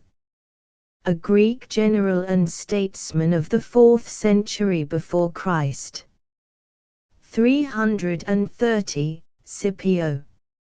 See Note 205. 331. Stoicism. The stern and severe philosophy taught by the Greek philosopher Zeno. He taught that men should always seek virtue and be indifferent to pleasure and happiness. This belief, carried to the extreme of severity, exercised a great influence on many noble Greeks and Romans. 332. Heroism is an obedience, etc. In one of his poems Emerson says, "So nigh is grandeur to our dust, so near is God to man, when duty whispers low, thou must," the youth replies, "I can." 333. Plotinus. An Egyptian philosopher who taught in Rome during the 3rd century. It was said that he so exalted the mind that he was ashamed of his body. 334. Indeed these humble considerations, etc. The passage, like many which Emerson quotes, is rendered inexactly. The prince says to Poins, "Indeed these humble considerations make me out of love with my greatness. What a disgrace it is to me to remember thy name, or to know thy face tomorrow, or to take note how many pairs of silk stockings thou hast, that is, these and those that were thy peach-colored ones. Or to bear the inventory of thy shirts, as, one for superfluity and another for use. Shakespeare's Henry IV, Part 2. 2. 335, Ibn Hanbal. Ibn Hanbal, an Arabian geographer and traveler of the 10th century. He wrote an account of his 20 years' travels in Mohammedan countries. In 1800 this was translated into English by Sir William Jones under the title of The Oriental Geography of Ibn Hanbal. In that volume this anecdote is told in slightly different words. 336, Bokhara. Where is Bokhara? It corresponds to the ancient Sogdiana. 337, Bannocks. Thick cakes, made usually of oatmeal. What does Emerson mean by this sentence? Probably no person ever met his visitors, many of whom were exacting and wearisome and must have been unwelcome, with more perfect courtesy and graciousness than Emerson. 338, John Eliot. Give as full an account as you can of the life and works of this noble apostle to the Indians of the 17th century. 339, King David, etc. See 1 Chronicles 11, 15–19. 340, Brutus. Marcus Junius Brutus, a Roman patriot of the 1st century before Christ, who took part in the assassination of Julius Caesar. 341, Philippi. A city of Macedonia near which in the year 42 BC were fought 2 battles in which the Republican army under Brutus and Cassius was defeated by Octavius and Antony, friends of Caesar. 342, Euripides. A Greek tragic poet of the 5th century before Christ. 343, Scipio. See note 205. Plutarch in his Morals gives another version of the story, when Petilius and Quintus accused him of many crimes before the people. On this very day he said, I conquered Hannibal and Carthage. I for my part am going with my crown on to the Capitol to sacrifice, and let him that pleaseth stay and pass his vote upon me. Having thus said, he went his way, and the people followed him, leaving his accusers declaiming to themselves. 344, Socrates. See note 187. 345, Prytaneum. A public hall at Athens. 346, Sir Thomas More. An English statesman and author who was beheaded in 1535 on a charge of high treason. The incident to which Emerson refers is one which showed his pleasant wit undisturbed by the prospect of death. As the executioner was about to strike, More moved his head carefully out of reach of the axe. Pity that should be cut, he said, that has never committed treason. 347, Blue Laws. Any rigid Sunday laws or religious regulations. The term is usually applied to the early laws of New Haven and Connecticut which regulated personal and religious conduct. 348, Epaminondas. See note 329. 349, Olympus, a mountain of Greece, the summit of which, according to Greek mythology, was the home of the gods. 350. Jerseys. Consult a history of the United States for a full account of Washington's campaign in New Jersey. 351. Milton. See Note 151. 352. Pericles. A famous Greek statesman of the 5th century before Christ, in whose age Athens was preeminent in naval and military affairs and in letters and art. 353. Xenophon. A Greek historian of the 4th century before Christ.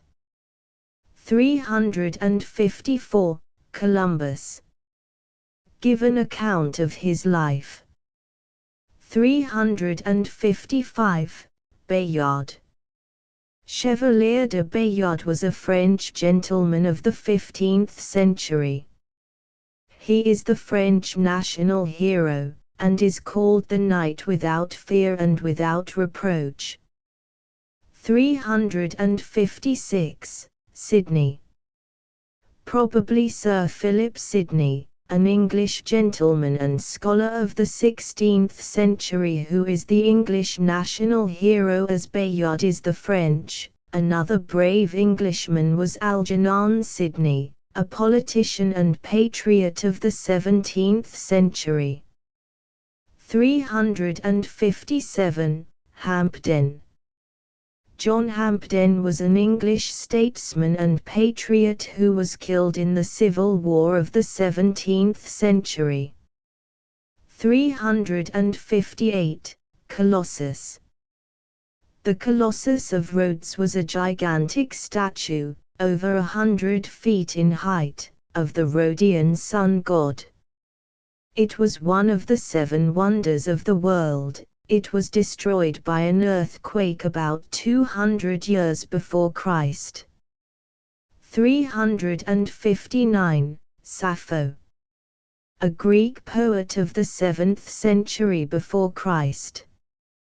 Her fame remains, though most of her poems have been lost. 360. Savin. Marquise de Savin was a French author of the 17th century. 361. De Staël. Madame de Staël was a French writer whose books and political opinions were condemned by Napoleon. 362. Themis. A Greek goddess. The personification of law, order, and justice. 363. A high council, etc. Such was the advice given to the Emerson boys by their aunt, Miss Mary Moody Emerson: scorn trifles, lift your aims, do what you are afraid to do. Sublimity of character must come from sublimity of motive. Upon her monument are inscribed Emerson's words about her: she gave high counsels.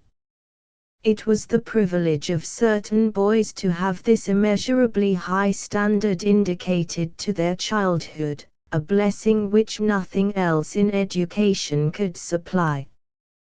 364. Phocion.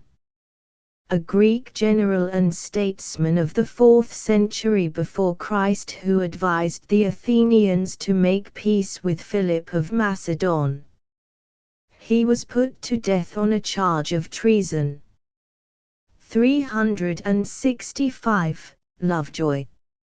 Reverend Elijah Lovejoy, a Presbyterian clergyman of Maine who published a periodical against slavery.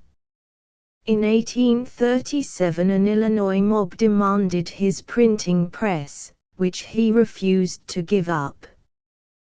The building containing it was set on fire, and when Lovejoy came out he was shot. 366. let them rave, etc. These lines are misquoted, being evidently given from memory, from Tennyson's dirge. In the poem occur these lines, let them rave. Thou wilt never raise thine head from the green that folds thy grave, let them rave. Manners, 367.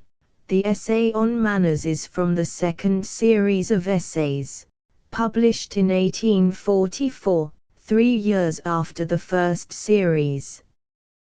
The essays in this volume, like those in the first, were, for the most part, made up of Emerson's lectures, rearranged and corrected. The lecture on manners had been delivered in the winter of 1841. He had given another lecture on the same subject about 4 years before, and several years later he treated of the same subject in his essay on behavior in the conduct of life. You will find it interesting to read behavior in connection with this essay. 368. Fiji Islanders. Since this essay was written, the people of the Fiji, or Fiji, Islands have become Christianized, and, to a large extent, civilized. 369. Gonu. This description is found in a narrative of the operations and recent discoveries within the pyramids, by Beltoni, an Italian traveler and explorer. 370. Borgu.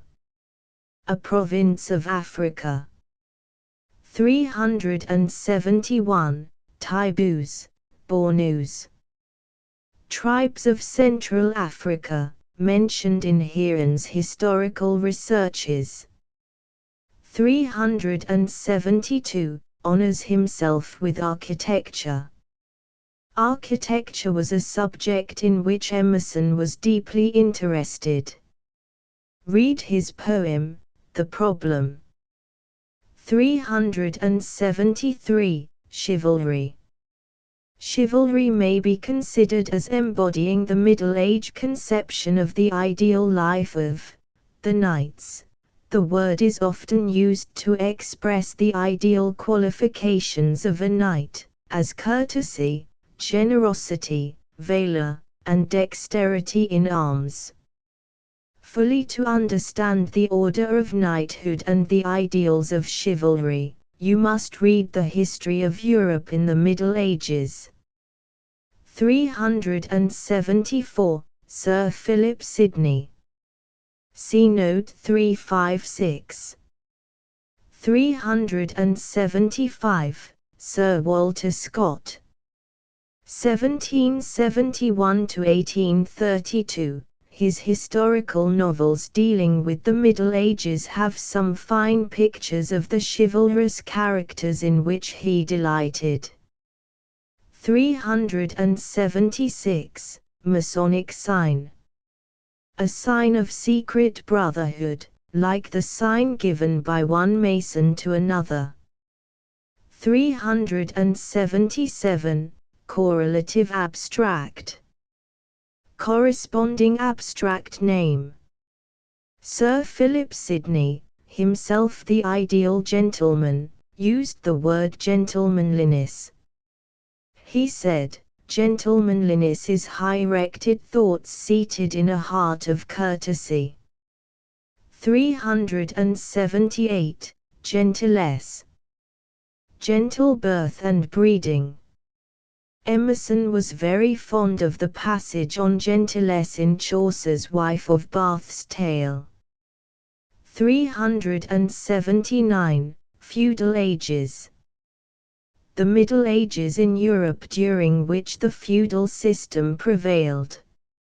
According to this, land was held by its owners on condition of certain duties, especially military service, performed for a superior lord. 380. God knows, etc. Why is this particularly true of a republic such as the United States? 381. The incomparable advantage of animal spirits. Why does Emerson regard this as of such importance? In his journals he frequently comments on his own lack of animal spirits, and says that it unfits him for general society and for action. 382. The sense of power. I like people who can do things, wrote Emerson in his journal. 383. Lundy's Lane. Give a full account of this battle in the War of 1812. 384. Men of the right Caesarian pattern. Men versatile as was Julius Caesar, the Roman, famous as a general, statesman, orator, and writer. 385. Timid maxim. Why does Emerson term this saying timid? 386. Lord Falkland. Lucius Carey, Viscount Falkland, was an English politician who espoused the royalist side. He was killed in battle in the Civil War. 387. Saladin. A famous sultan of Egypt and Syria who lived in the 12th century. Scott describes him as possessing an ideal knightly character and introduces him, disguised as a physician and also as a wandering soldier, in his historical romance, The Talisman. 388. Sapor. A Persian monarch of the 4th century who defeated the Romans in battle. 389. The Cid. See Rodrigo in Heroism, 313. 390. Julius Caesar. See note on Caesarion 384. 391. Scipio. See note 205. 392. Alexander. Alexander, king of Macedon, surnamed the Great. In the 4th century before Christ he made himself master of the known world. 393. Pericles. See note on Heroism, 352. 394. Diogenes. See note 267. 395. Socrates. See note 187. 396. Epaminondas. See note 329. 397. My contemporaries. Emerson probably had in mind, among others, his friend, the gentle philosopher, Thoreau. 398. Fine manners. I think there is as much merit in beautiful manners as in hard work, said Emerson in his journal. 399. Napoleon. See note 273. 400. Noblesse. Nobility. Why does Emerson use here the French word? 401. Faubourg Saint-Germain.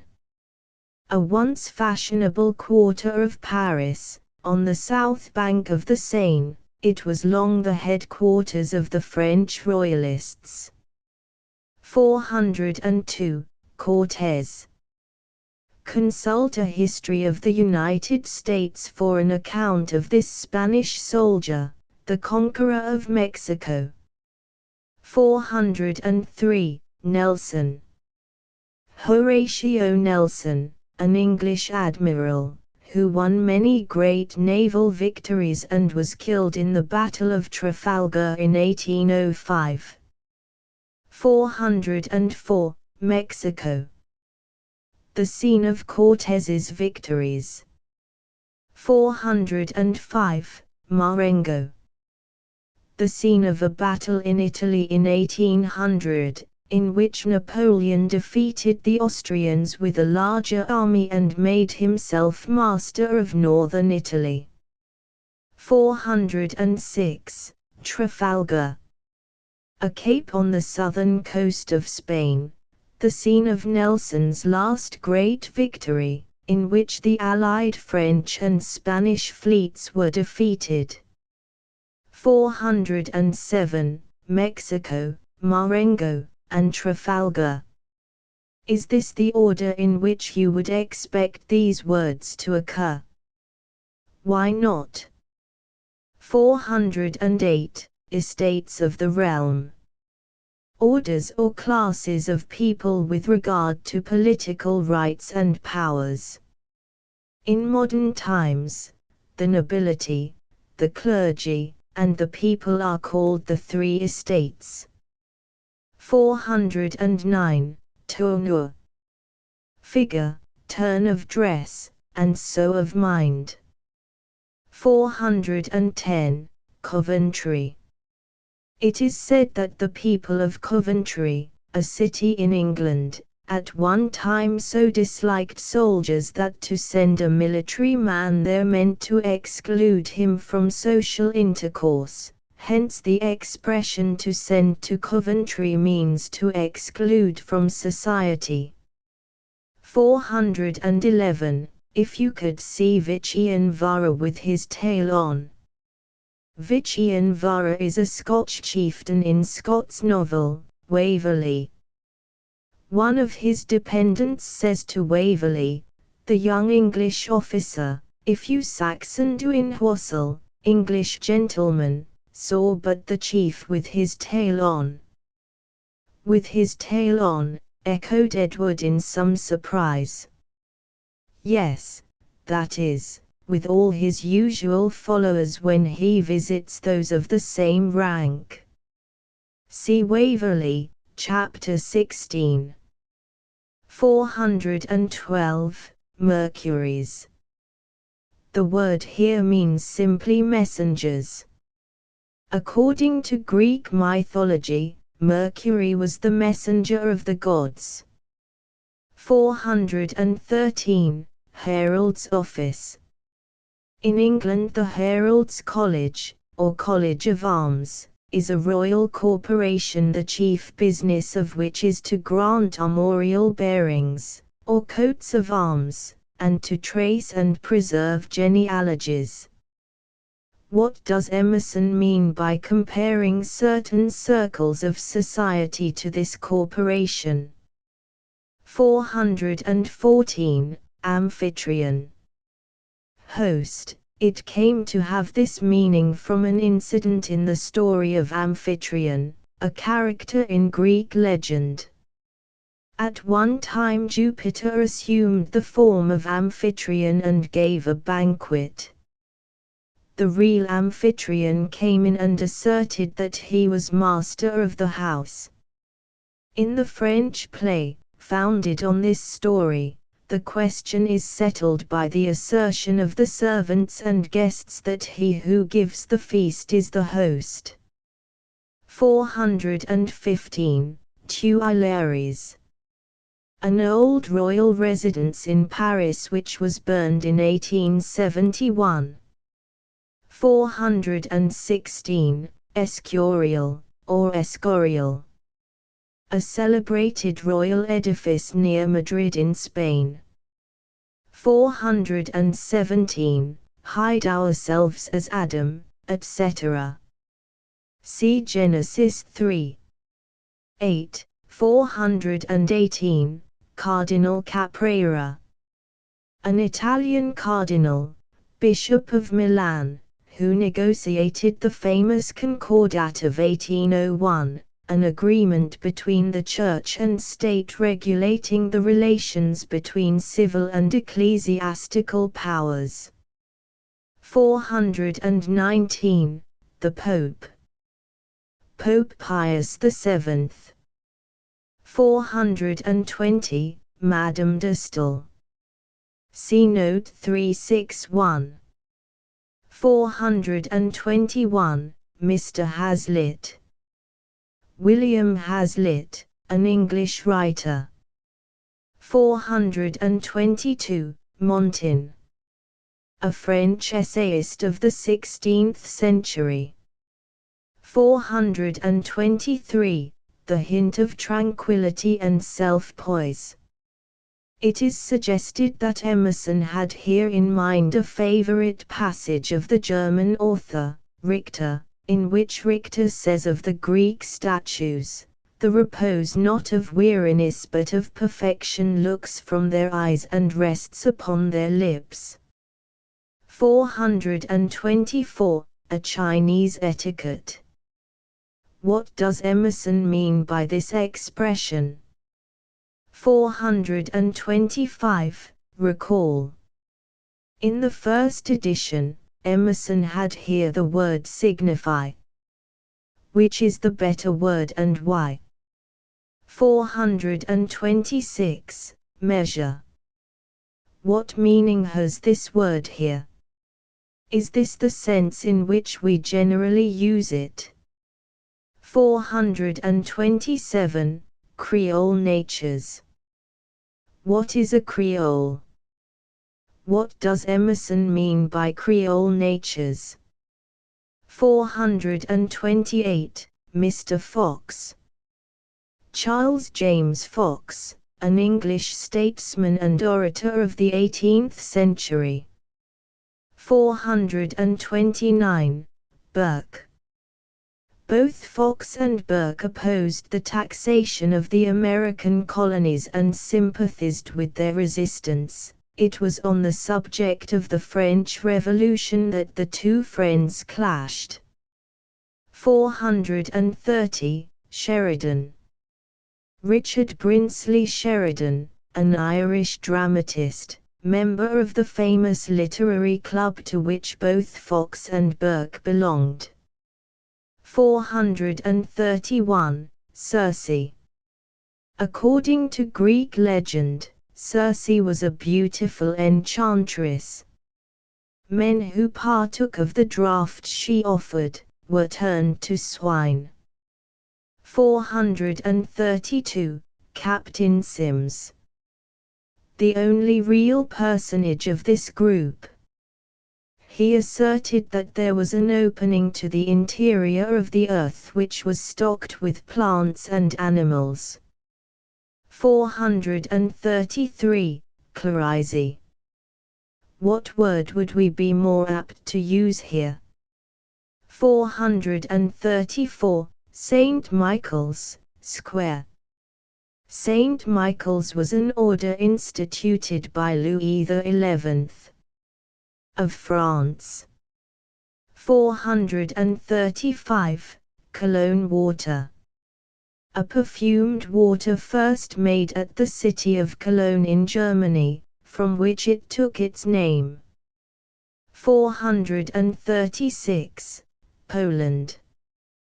This kingdom of Europe was, in the 18th century, taken possession of and divided among its powerful neighbors, Russia, Prussia, and Austria. 437. Philhellene. Friend of Greece. 438. As heaven and earth are fairer far, etc. This passage is quoted from Book 2 of Keats' Hyperion. 439. Waverley. The Waverley Novels, a name applied to all of Scott's novels from Waverley, the title of the first one. 440. Robin Hood. An English outlaw and popular hero, the subject of many ballads. 441, Minerva. In Roman mythology, the goddess of wisdom corresponding to the Greek Pallas Athene. 442, Juno. In Roman mythology, the wife of the supreme god Jupiter. 443, Polymnia. In Greek mythology, one of the 9 muses who presided over sacred poetry, the name is more usually written Polyhymnia. 444, Delphic Sibyl. In ancient mythology, the Sibyls were certain women who possessed the power of prophecy. One of these who made her abode at Delphi in Greece was called the Delphian, or Delphic, Sibyl. 445, Hafiz. A Persian poet of the 14th century. 446, Firduzi. A Persian poet of the 10th century. 447, she was an elemental force, etc. Of this passage Oliver Wendell Holmes said that Emerson speaks of women in language that seems to pant for rhythm and rhyme. 448, Byzantine. An ornate style of architecture developed in the 4th and 5th centuries, marked especially by its use of gold and color. 449, Golden Book. In a book, called the Golden Book, were recorded the names of all the children of Venetian noblemen. 450, Sciraz. A province of Persia famous especially for its roses, wine, and nightingales, and described by the poets as a place of ideal beauty. 451, Osman. The name given by Emerson in his journal and essays to his ideal man, one subject to the same conditions as himself. 452, Quran. The sacred book of the Mohammedans. 453, Jove. Jupiter, the supreme god of Roman mythology. 454, Silnus. In Greek mythology, the leader of the satyrs.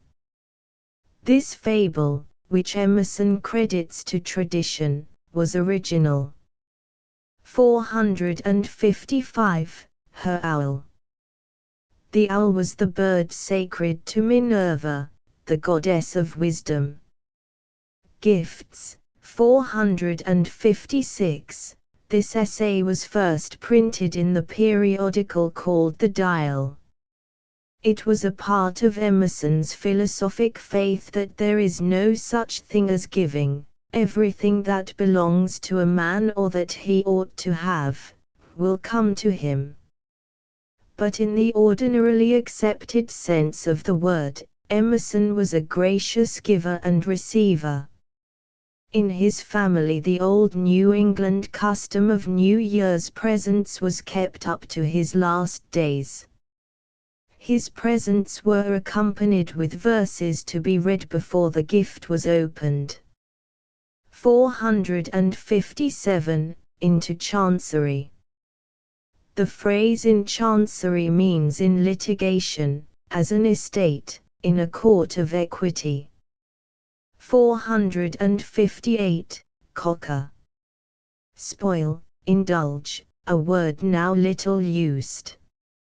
459, Fruits are acceptable gifts. Emerson took especial pleasure in the beauty of fruits and the thought of how they had been evolved from useless, insipid seed cases. 460, To let the petitioner, etc. We can hardly imagine Emerson's asking a gift or favor. He often quoted the words of Landor, an English writer, "The highest price you can pay for a thing is to ask for it."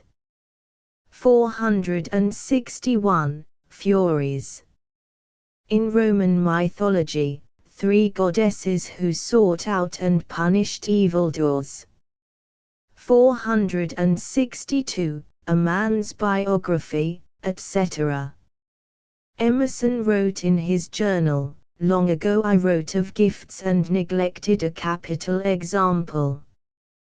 John Thoreau, Jr., who, like his brother Henry, was a lover of nature, one day put a bluebird's box on my barn, 15 years ago it must be, and there it still is, with every summer a melodious family in it adorning the place and singing its praises. There's a gift for you which cost the giver no money, but nothing which he bought could have been as good. 463. Sin offering. Under the Hebrew law, a sacrifice or offering for sin.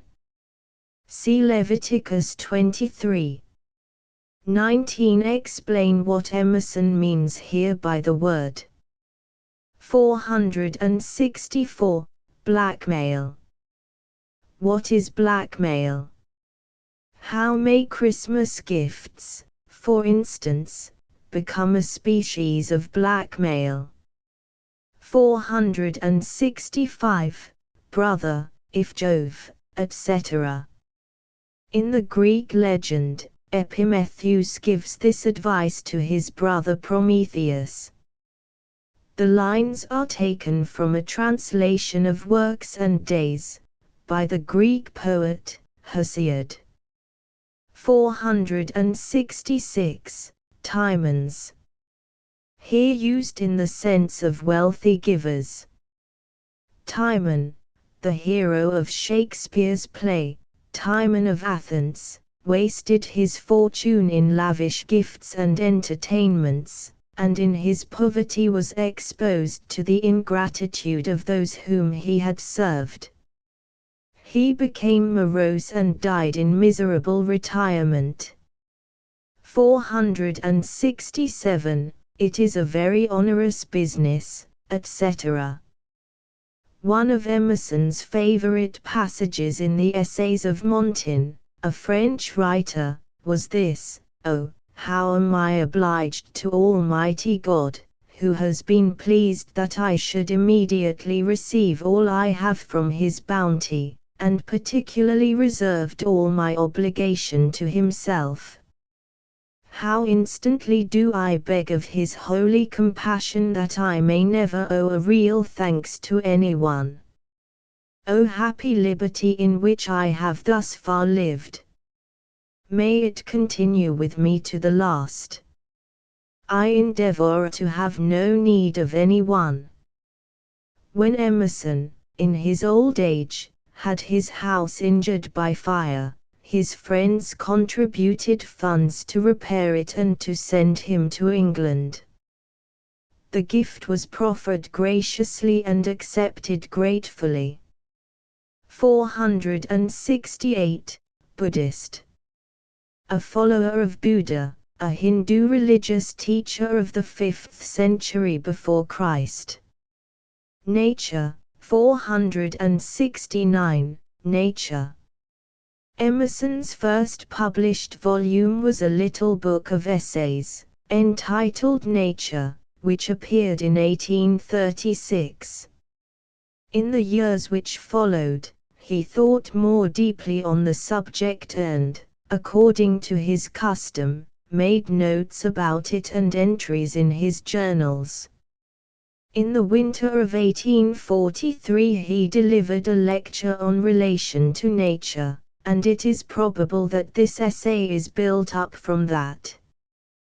The plan of it, however, had been long in his mind. In 1840 he wrote in his journal, "I think I must do these eyes of mine the justice to write a new chapter on nature." This delight we all take in every show of night or day or field or forest or sea or city, down to the lowest particulars, is not without sequel, though we be as yet only wishers and gazers, not at all knowing what we want. We are predominated here as elsewhere by an upper wisdom, and resemble those great discoverers who are haunted for years, sometimes from infancy, with a passion for the fact, or class of facts in which the secret lies which they are destined to unlock, and they let it not go until the blessing is won. So these sunsets and starlights, these swamps and rocks, these bird notes and animal forms off which we cannot get our eyes and ears, but hover still, as moths round a lamp, are no doubt a Sanskrit cipher covering the whole religious history of the universe, and presently we shall read it off into action and character. The pastures are full of ghosts for me, the morning woods full of angels. 470, there are days, etc. The passage in Emerson's journal is hardly less beautiful.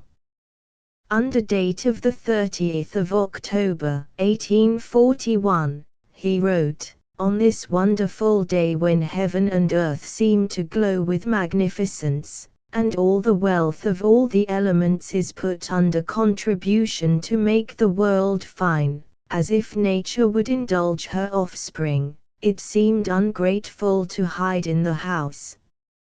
Are there not dull days enough in the year for you to write and read in, that you should waste this glittering season when Florida and Cuba seem to have left their glittering seats and come to visit us with all their shining hours? And almost we expect to see the jasmine and cactus burst from the ground instead of these last gentians and asters which have loitered to attend this latter glory of the year.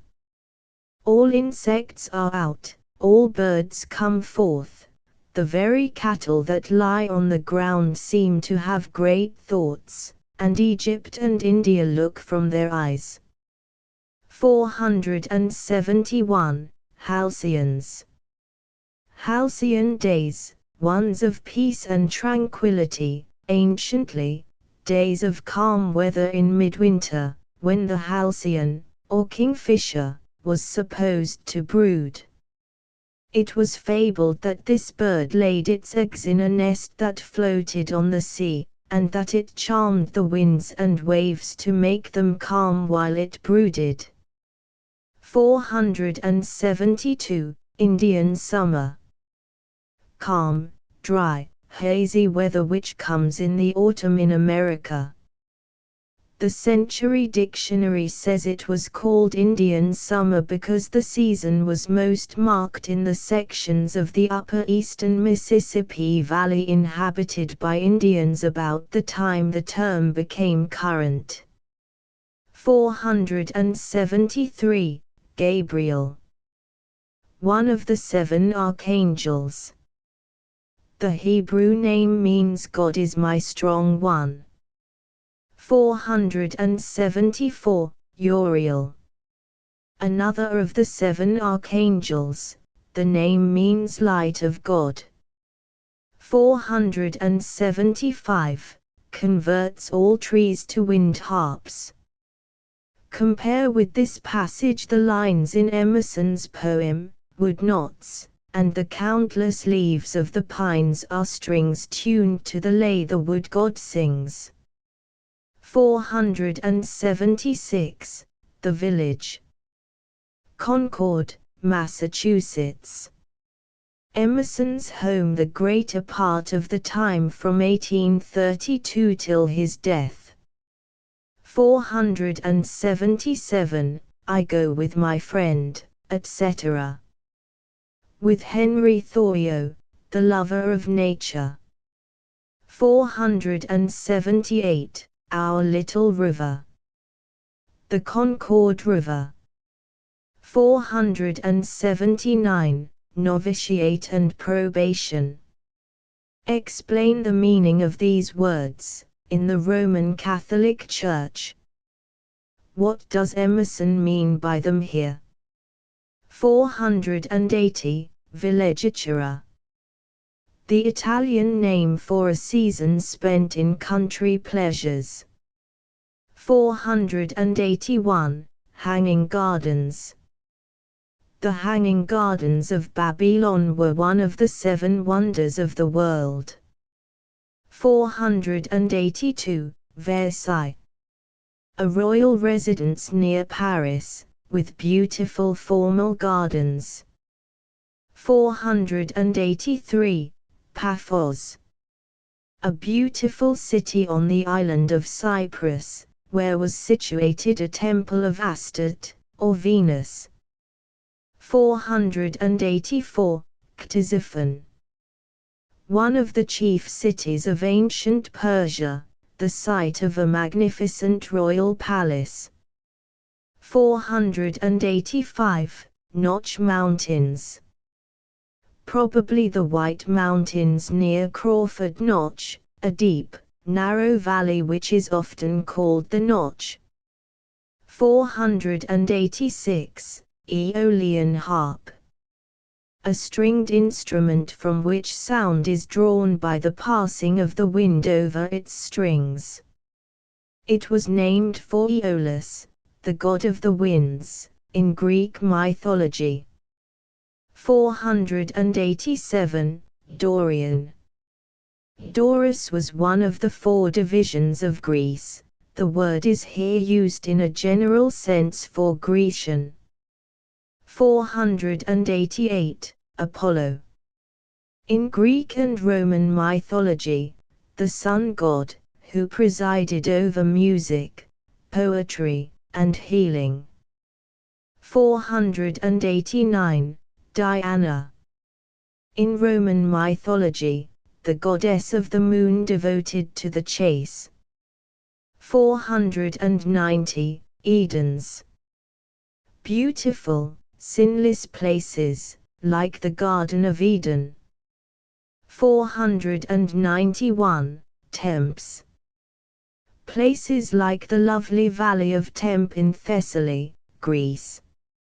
492. Como Lake. A lake of northern Italy, celebrated for its beauty. 493. Madeira Islands. Where are these islands, famous for picturesque beauty and balmy atmosphere? 494. Common. What is a common? 495. Campania. The plain near Rome. 496. Dilettantism. Define this word and explain its use here.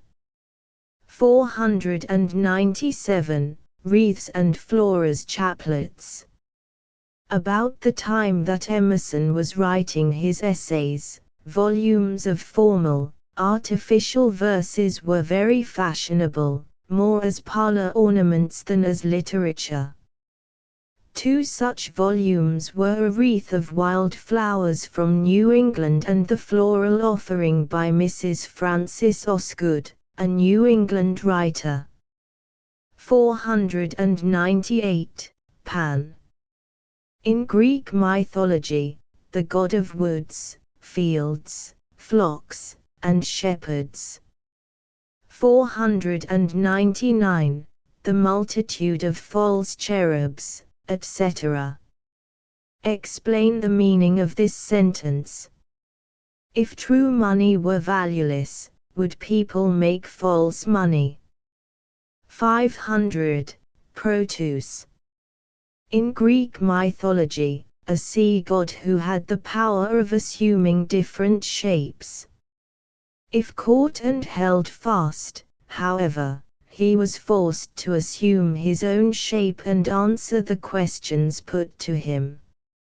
501. Mosaic. Schemes. The conception of the world as given in Genesis, on which the law of Moses, the great Hebrew lawgiver, was founded. 502. Ptolemaic schemes.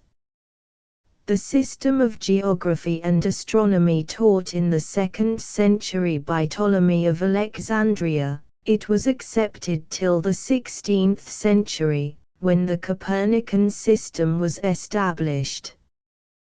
Ptolemy believed that the sun, planets, and stars revolve around the Earth. Copernicus taught that the planets revolve around the sun. 503. Flora. In Roman mythology, the goddess of the spring and of flowers. 504. Fauna. In Roman mythology, the goddess of fields and shepherds, she represents the fruitfulness of the earth. 505. Ceres. The Roman goddess of grain and harvest, corresponding to the Greek goddess, Demeter. 506. Pomona. The Roman goddess of fruit trees and gardens. 507. All duly arrive. Emerson deducts from nature the doctrine of evolution. What is its teaching? 508. Plato. See note 36. 509. Himalaya mountain chains. See note 193. 510. Franklin. Give an account of Benjamin Franklin, the famous American scientist and patriot. What did he prove about lightning? 511. Dalton. John Dalton was an English chemist who, about the beginning of the 19th century, perfected the atomic theory, that is, the theory that all chemical combinations take place in certain ways between the atoms, or ultimate particles, of bodies. 512. Davy. See note 69. 513. Black. Joseph Black, a Scotch chemist who made valuable discoveries about latent heat and carbon dioxide, or carbonic acid gas. 514. The astronomers said, etc. Beginning with this passage, several pages of this essay was published in 1844, under the title of Tantalus, in the next to the last number of the Dial, which Emerson edited. 515. Centrifugal, centripetal. Define these words. 516. Stoics. See Stoicism 331. 517. Luther. See note 188. 518. Jacob Behmen. A German mystic of the 16th century, his name is usually written Bohm. 519. George Fox. See note 202. 520. James Naylor. An English religious enthusiast of the 17th century, he was first a Puritan and later a Quaker. 521. Operos. Laborious. 522. Outskirt and far-off reflection, etc. Compare with this passage Emerson's poem, The Forerunners. 523. Oedipus. In Greek mythology, the king of Thebes who solved the riddle of the Sphinx, a fabled monster. 524. Prunella. A widely scattered plant, called self-heal, because a decoction of its leaves and stems was, and to some extent is, valued as an application to wounds. An editor comments on the fact that during the last years of Emerson's life the little blue self-heal crept into the grass before his study window. Shakespeare, or the poet, 525. Shakespeare, or the poet is one of 7 essays on great men in various walks of life, published in 1850 under the title of Representative Men. These essays were first delivered as lectures in Boston in the winter of 1845, and were repeated 2 years later before English audiences. They must have been especially interesting to those Englishmen who had, 7 years before, heard Emerson's friend, Carlyle, deliver his 6 lectures on great men whom he selected as representative ones. These lectures were published under the title of Heroes and Hero Worship. You should read the latter part of Carlyle's lecture on the hero as poet and compare what he says about Shakespeare with Emerson's words. Both Emerson and Carlyle reverenced the great English poet as the master of mankind. Even in serious New England, the plays of Shakespeare were found upon the bookshelf beside religious tracts and doctrinal treatises. There the boy Emerson found them and learned to love them, and the man Emerson loved them but the more. It was as a record of personal experiences that he wrote in his journal, "Shakespeare fills us with wonder the first time we approach him. We go away, and work and think, for years, and come again, he astonishes us anew. Then, having drank deeply and saturated us with his genius, we lose sight of him for another period of years. By and by we return, and there he stands immeasurable as at first. We have grown wiser, but only that we should see him wiser than ever. He resembles a high mountain which the traveler sees in the morning and thinks he shall quickly near it and pass it and leave it behind. But he journeys all day till noon, till night. There still is the dim mountain close by him, having scarce altered its bearings since the morning light." 526. Genius.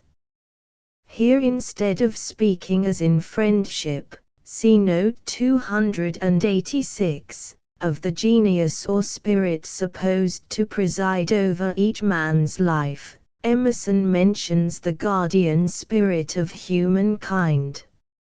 527. Shakespeare's youth, etc. It is impossible to appreciate or enjoy this essay without having some clear general information about the condition of the English people and English literature in the glorious Elizabethan age in which Shakespeare lived. Consult, for this information, some brief history of England and a comprehensive English literature. 528. Puritans. Strict Protestants who became so powerful in England that in the time of the Commonwealth they controlled the political and religious affairs of the country. 529. Anglican Church. The established Church of England, the Episcopal Church. 530. Punch. The chief character in a puppet show, hence the puppet show itself. 531. Kyd, Marlowe, Green, etc. For an account of these dramatists, consult a textbook on English literature. The English drama seems to have begun in the Middle Ages with what were called miracle plays, which were scenes from Bible history. About the same time were performed the mystery plays, which dramatized the lives of saints. These were followed by the moralities, plays in which were personified abstract virtues and vices. The first step in the creation of the regular drama was taken by Hayward, who composed some farcical plays called interludes. The people of the 16th century were fond of pageants, shows in which classical personages were introduced, and masks, which gradually developed from pageants into dramas accompanied with music. About the middle of the 16th century, rose the English drama, comedy, tragedy, and historical plays.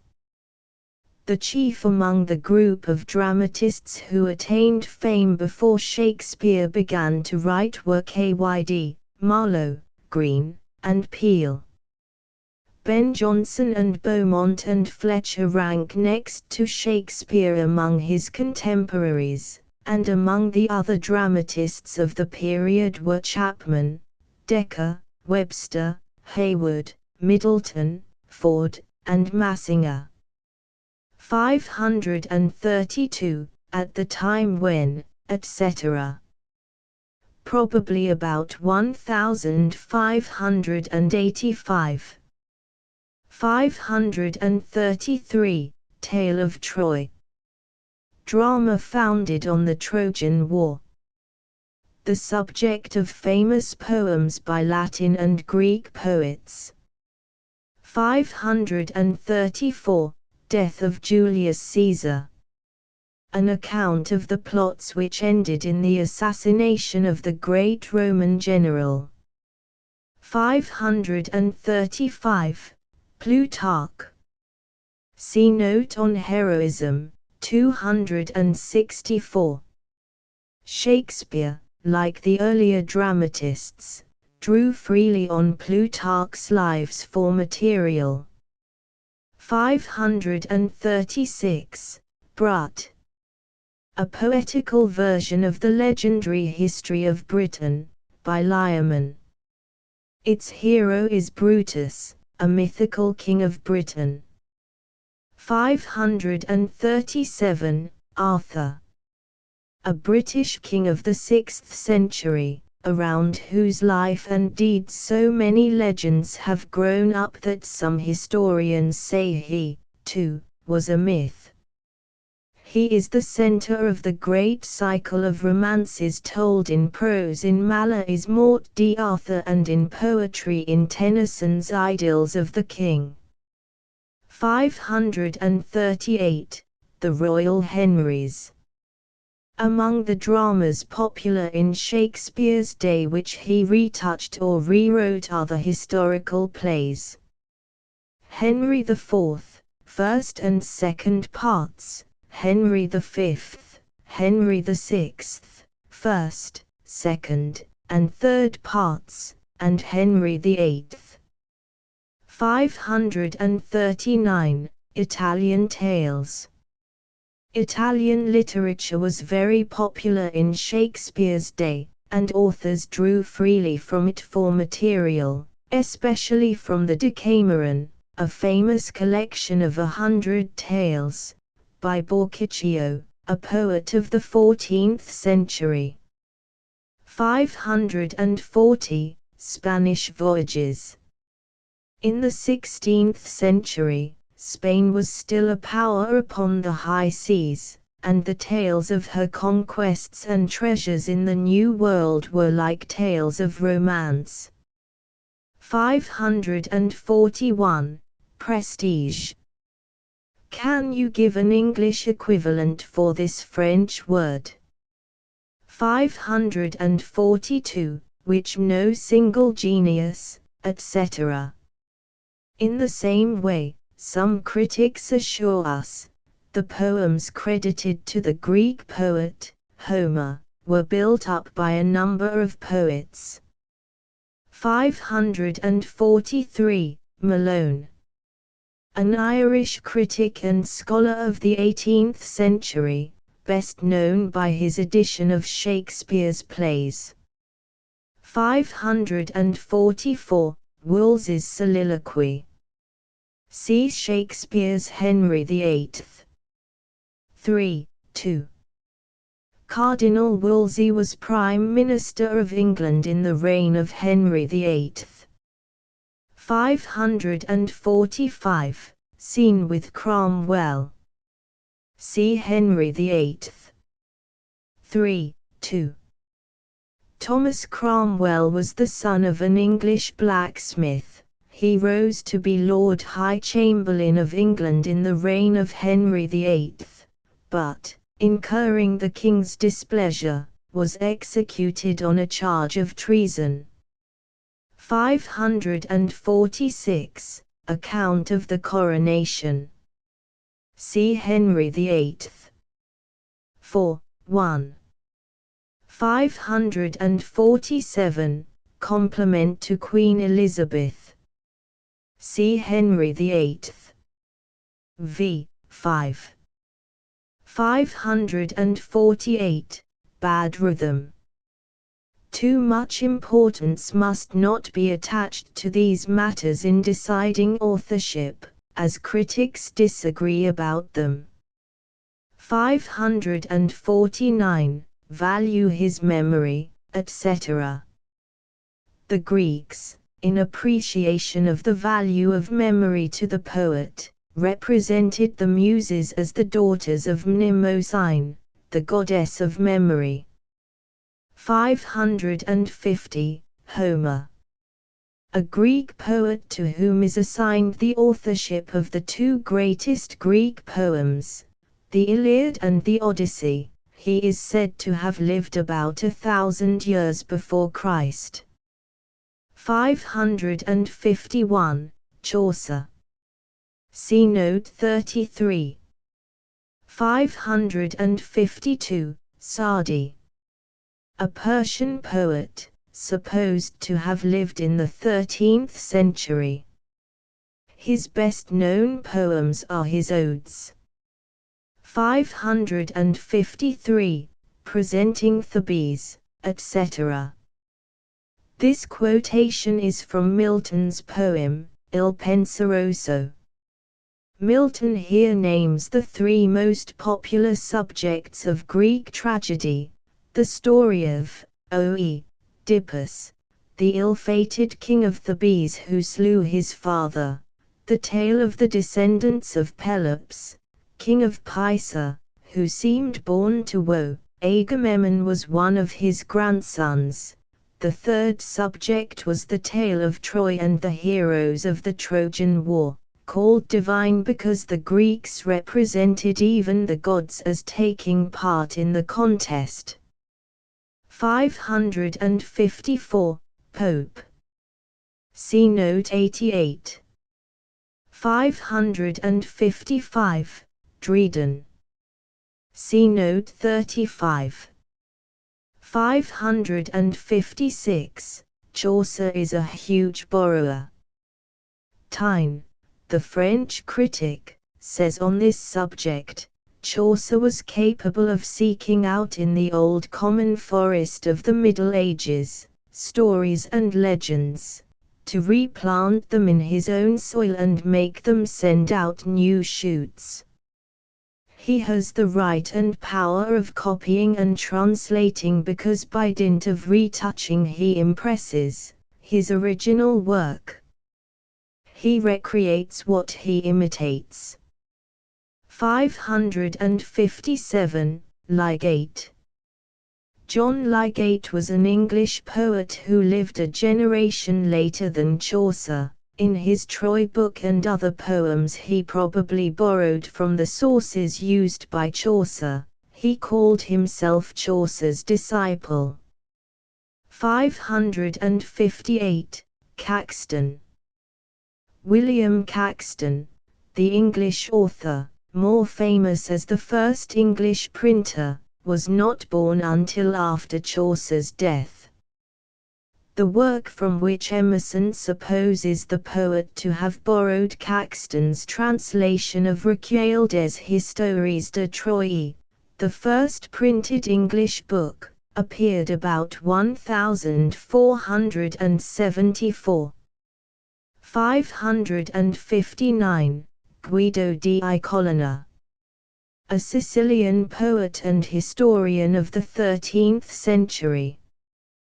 Chaucer in his house of fame placed in his vision on a pillar higher than the rest, Homer and Livy, Des the Phrygian, Guido Colonna, Geoffrey of Monmouth, and the other historians of the War of Troy. 560, Des Phrygius. A Latin account of the fall of Troy, written about the 5th century, which pretends to be a translation of a lost work on the fall of Troy by Des, a Trojan priest mentioned in Homer's Iliad. 561, Ovid. A Roman poet who lived about the time of Christ, whose best-known work is the Metamorphoses, founded on classical legends. 562, Statius. A Roman poet of the 1st century after Christ. 563, Petrarch. An Italian poet of the 14th century. 564, Boccaccio. An Italian novelist and poet of the 14th century. See note on Italian Tales 539. It is supposed that the plan of the Decameron suggested the similar but far superior plan of Chaucer's Canterbury Tales. 565, Provençal poets. The poets of Provence, a province of the southeastern part of France. In the Middle Ages it was celebrated for its lyric poets, called troubadours. 566, Romaunt of the Rose, etc. Chaucer's Romaunt of the Rose, written during the period of French influence, is an incomplete and abbreviated translation of a French poem of the 13th century, Roman de la Rose, the first part of which was written by William of Lorris and the latter by John of Meung, or Jean de Meung. 567, Troilus and Cazide, etc. Chaucer ascribes the Italian poem which he followed in his Troilus and Cazide to an unknown Lollius of Urbino. The source of the poem, however, is Il Filostrato, by Boccaccio, the Italian poet already mentioned. Chaucer's poem is far more than a translation, more than half is entirely original, and it is a powerful poem, showing profound knowledge of the Italian poets, whose influence with him superseded the French poets. 568, The Cock and the Fox. The Nun's Priest's Tale in the Canterbury Tales was an original treatment of the Roman de Renat, of Marie of France, a French poet of the 12th century. 569, House of Fame, etc. The plan of the House of Fame, written during the period of Chaucer's Italian influence, shows the influence of Dante. The general idea of the poem is from Ovid, the Roman poet. 570, Gower. John Gower was an English poet, Chaucer's contemporary and friend. The two poets went to the same sources for poetic materials, but Chaucer made no such use of Gower's works as we would infer from this passage. Emerson relied on his memory for facts, and hence made mistakes, as here in the instances of Ligate, Caxton, and Gower. 571, Westminster, Washington. What legislative body assembles at Westminster Palace, London? What at Washington? 572, Sir Robert Peel. An English statesman who died in 1850, not long after Representative Men was published. 573, Webster. Daniel Webster, an American statesman and orator who was living when this essay was written. 574, Locke. John Locke. See Note 18. 575, Rousseau. Jean-Jacques Rousseau, a French philosopher of the 18th century. 576, Homer. See Note 550. 577, Men. Men, or man, was in Sanskrit one of 14 legendary beings. The one referred to by Emerson, Man Vavasvata, was supposed to be the author of the Laws of Man, a collection made about the 2nd century. 578, Sadi or Sadie. See Note 552. 579, Milton. Of this great English poet and prose writer of the 17th century, Emerson says, "No man can be named whose mind still acts on the cultivated intellect of England and America with an energy comparable to that of Milton." As a poet, Shakespeare undoubtedly transcends and far surpasses him in his popularity with foreign nations. But Shakespeare is a voice merely, who and what he was that sang, that sings, we know not. 580, Delphi. Here, source of prophecy.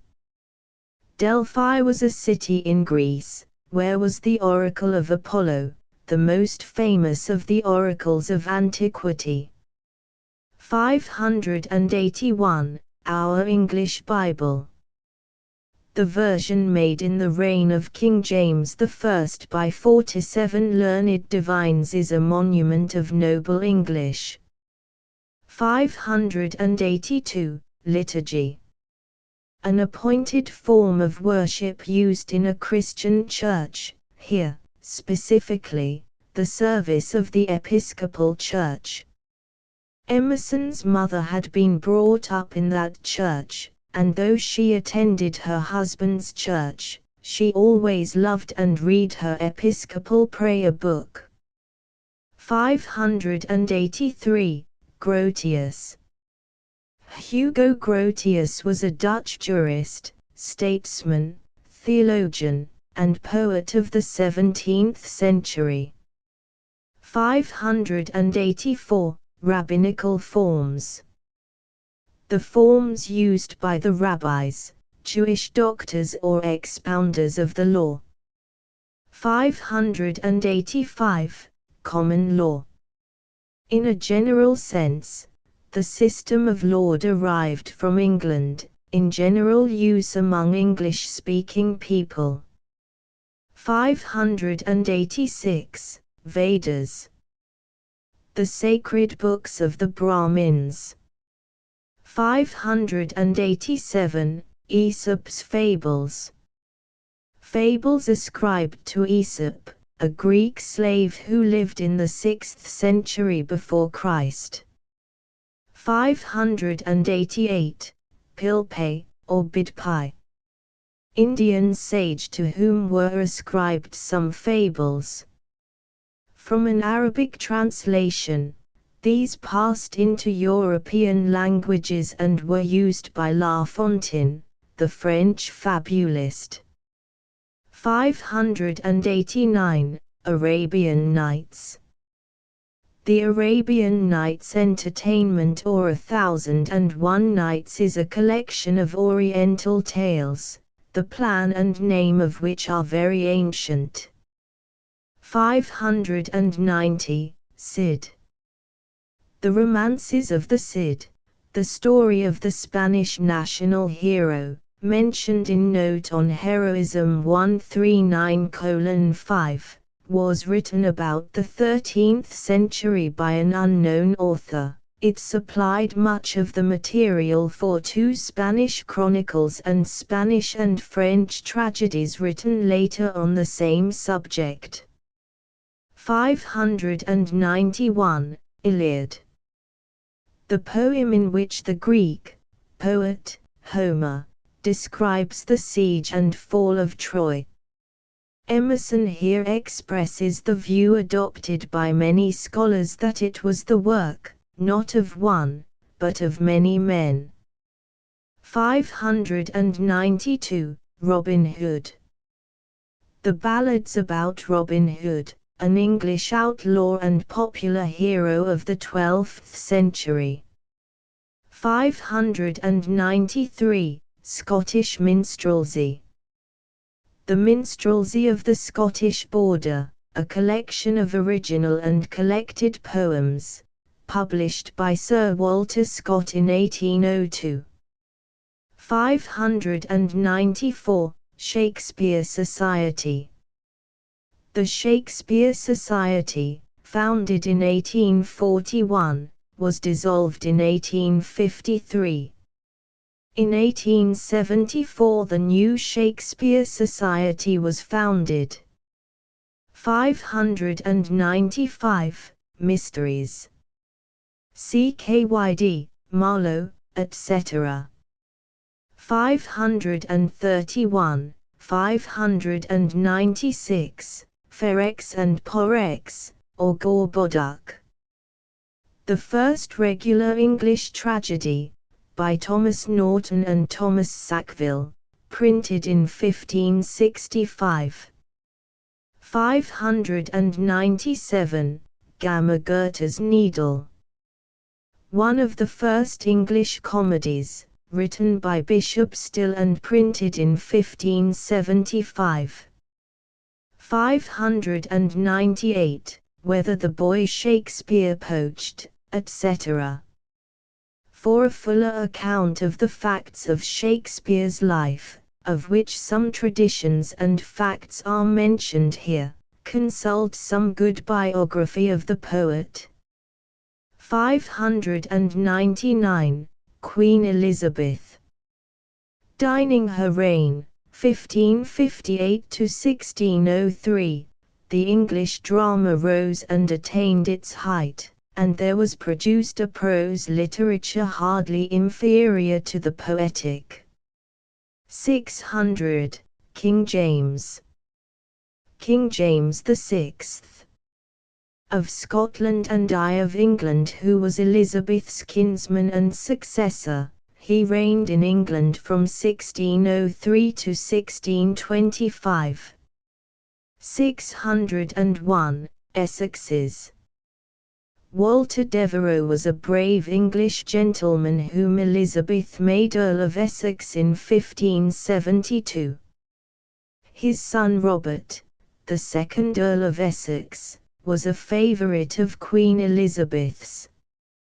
602, Leicester. The Earl of Leicester, famous in Shakespeare's time, was Robert Dudley, an English courtier, politician, and general, the favourite of Queen Elizabeth.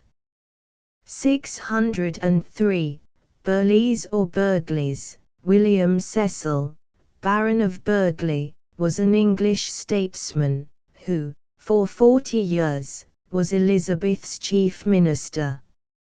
604, Buckingham's.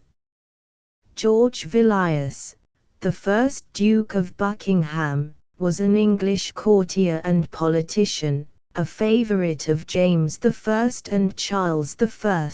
605, Tudor dynasty. The English dynasty of sovereigns descended on the male side from Owen Tudor. It began with Henry VII and ended with Elizabeth. 606. Bacon. Consult English literature and history for an account of the great statesman and author, Francis Bacon, the wisest, brightest, meanest of mankind. 607. Ben Jonson, etc. In his Timber or Discoveries, Ben Jonson, a famous classical dramatist contemporary with Shakespeare, says, "I loved the man and do honor his memory on this side idolatry as much as any. He was indeed honest and of an open and free nature, had an excellent fancy, brave notions and gentle expressions, wherein he flowed with that facility that sometimes it was necessary he should be stopped. His wit was in his own power, would the rule of it had been so, too. Many times he fell into those things could not escape laughter. But he redeemed his vices with his virtues. There was ever more in him to be praised than to be pardoned." 608. Sir Henry Wotton. An English diplomatist and author of wide culture. 609. The following persons, etc. The persons enumerated were all people of note of the 17th century. Sir Philip Sidney, Earl of Essex, Lord Bacon, Sir Walter Raleigh, John Milton, Sir Henry Vane, Isaac Walton, Dr. John Donne, Abraham Cowley, Charles Cotton, John Pym, and John Hales were Englishmen, scholars, statesmen, and authors.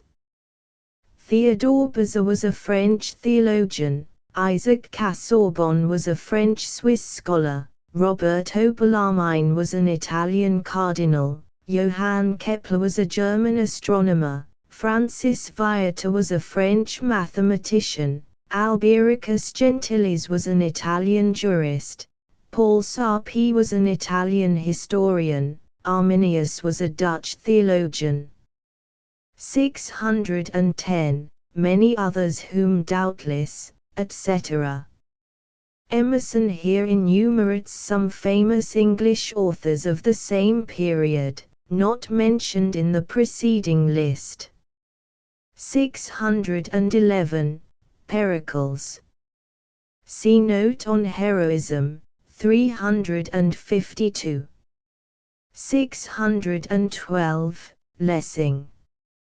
Gotthold Ephraim Lessing, a German critic and poet of the 18th century.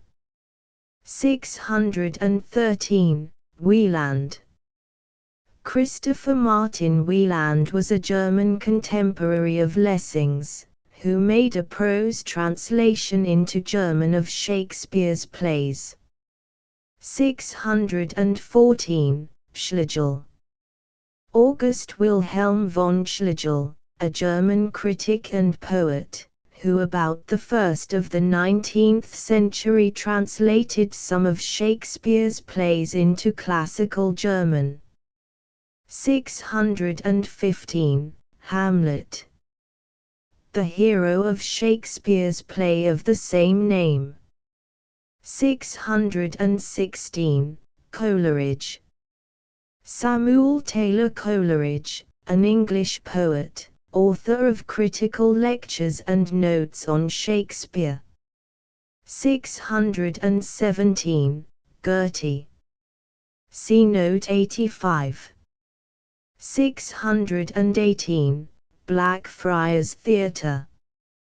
A famous London theatre in which nearly all the great dramas of the Elizabethan age were performed. 619. Stratford. Stratford-on-Avon, a little town in Warwickshire, England, where Shakespeare was born and where he spent his last years. 620. Macbeth. One of Shakespeare's greatest tragedies, written about 1606. 621. Malone, Warburton, Dis, and Collier. English scholars of the 18th and 19th centuries who edited the works of Shakespeare. 622. Covent Garden, Drury Lane, the Park, and Tremont, the leading London theatres in the 18th and 19th centuries. 623. Betterton, Garrick, Kemble, Kean, and Macca-Eddy, famous British actors of the Shakespearean parts. 624. The Hamlet of a famed performer, etc. Macca-Eddy. Emerson said to a friend, "I see you are one of the happy mortals who are capable of being carried away by an actor of Shakespeare. Now, whenever I visit the theatre to witness the performance of one of his dramas, I am carried away by the poet." 625. What may this mean, etc. Hamlet, I4. 626. Midsummer Night's Dream. One of Shakespeare's plays. 627. The Forest of Arden. In which is laid the scene of Shakespeare's play, As You Like It. 628. The nimble air of Scone Castle. It was of the air of Inverness, not of Scone, that the air nimbly and sweetly recommends itself unto our gentle senses. Macbeth, I6. 629. Portia's Villa. See the moonlight scene, Merchant of Venice, v1. 630. The Antas Vost, etc. See Othello, I3. Antas is an old word, meaning caves, caverns. 631. Cyclopean architecture. In Greek mythology, the Cyclops were a race of giants. The term Cyclopean is applied here to the architecture of Egypt and India, because of the majestic size of the buildings, and the immense size of the stones used, as if it would require giants to perform such works. 632. Phidian sculpture. Phidias was a famous Greek sculptor who lived in the age of Pericles and beautified Athens with his works. 633. Gothic minsters. Churches or cathedrals, built in the Gothic, or pointed, style of architecture which prevailed during the Middle Ages. It owed nothing to the Goths, and this term was originally used in reproach, in the sense of barbarous. 634. The Italian painting. In Italy during the 15th and 16th centuries, pictorial art was carried to a degree of perfection unknown in any other time or country. 635. Ballads of Spain and Scotland. The old ballads of these countries are noted for beauty and spirit. 636. Tripod.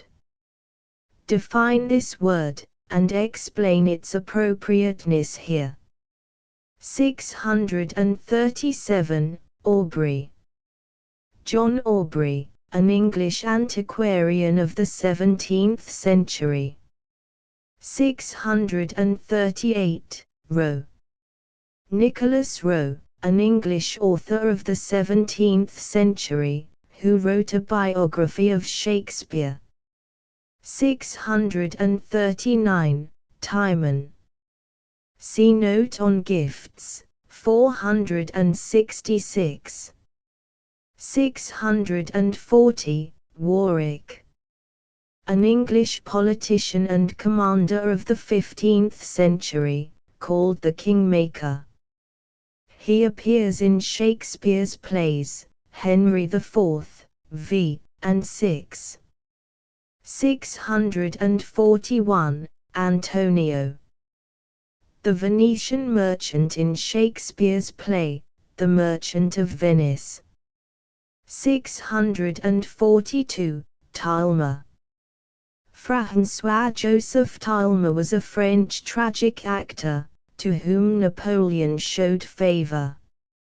643. An omnipresent humanity, etc. See what Carlyle has to say on this subject in his Hero as Poet. 644. Degas. Louis-Jacques Degas, a French painter, one of the inventors of the daguerreotype process, by means of which an image is fixed on a metal plate by the chemical action of light. 645. Euphuism. The word here has rather the force of euphemism, an entirely different word. Euphuism was an affected ornate style of expression, so called from euphuse, by John Lyly, a 16th-century master of that style. 646. Epicurus. A Greek philosopher of the 3rd century before Christ. He was the founder of the Epicurean school of philosophy, which taught that pleasure should be man's chief aim and that the highest pleasure is freedom. 647. Dante. See note 258. 648. Master of the Revels, etc. Emerson always expressed thankfulness for the spirit of joy which Shakespeare had shed over the universe. See what Carlyle says in The Hero as Poet, about Shakespeare's mirthfulness and love of laughter. 649. Quran. The sacred book of the Mohammedans. 650. 12th Night, etc. The names of 3 bright, merry, or serene plays by Shakespeare. 651. Egyptian verdict. Emerson used Egyptian probably in the sense of gypsy. He compares such opinions to the fortunes told by the gypsies. 652. Tasso. An Italian poet of the 16th century. 653. Servants. A Spanish poet and romancer of the 16th century, the author of Don Quixote. 654. Israelite. Such Hebrew prophets as Isaiah and Jeremiah. 655. German. Such as Luther. 656. Swede. Such as Swedenborg, the mystic philosopher of the 18th century of whom Emerson had already written in Representative Men. 657. A Pilgrim's Progress. As described by John Bunyan, the English writer, in his famous Pilgrim's Progress. 658. Doleful histories of Adam's fall, etc. The subject of Paradise Lost, the great poem by John Milton. 659. With Doomsdays and Purgatorial, etc. as described by Dante in his Divine Commedia, an epic about hell, purgatory, and paradise. Prudence, 660. The essay on prudence was given as a lecture in the course on human culture, in the winter of 1837–8. It was published in the first series of essays, which appeared in 1841. 661. Lubricity. The word means literally the state or quality of being slippery. Emerson uses it several times, in its derived sense of instability. 662. Love and friendship. The subjects of the two essays preceding Prudence, in the volume of 1841. 663. The world is filled with the proverbs, etc.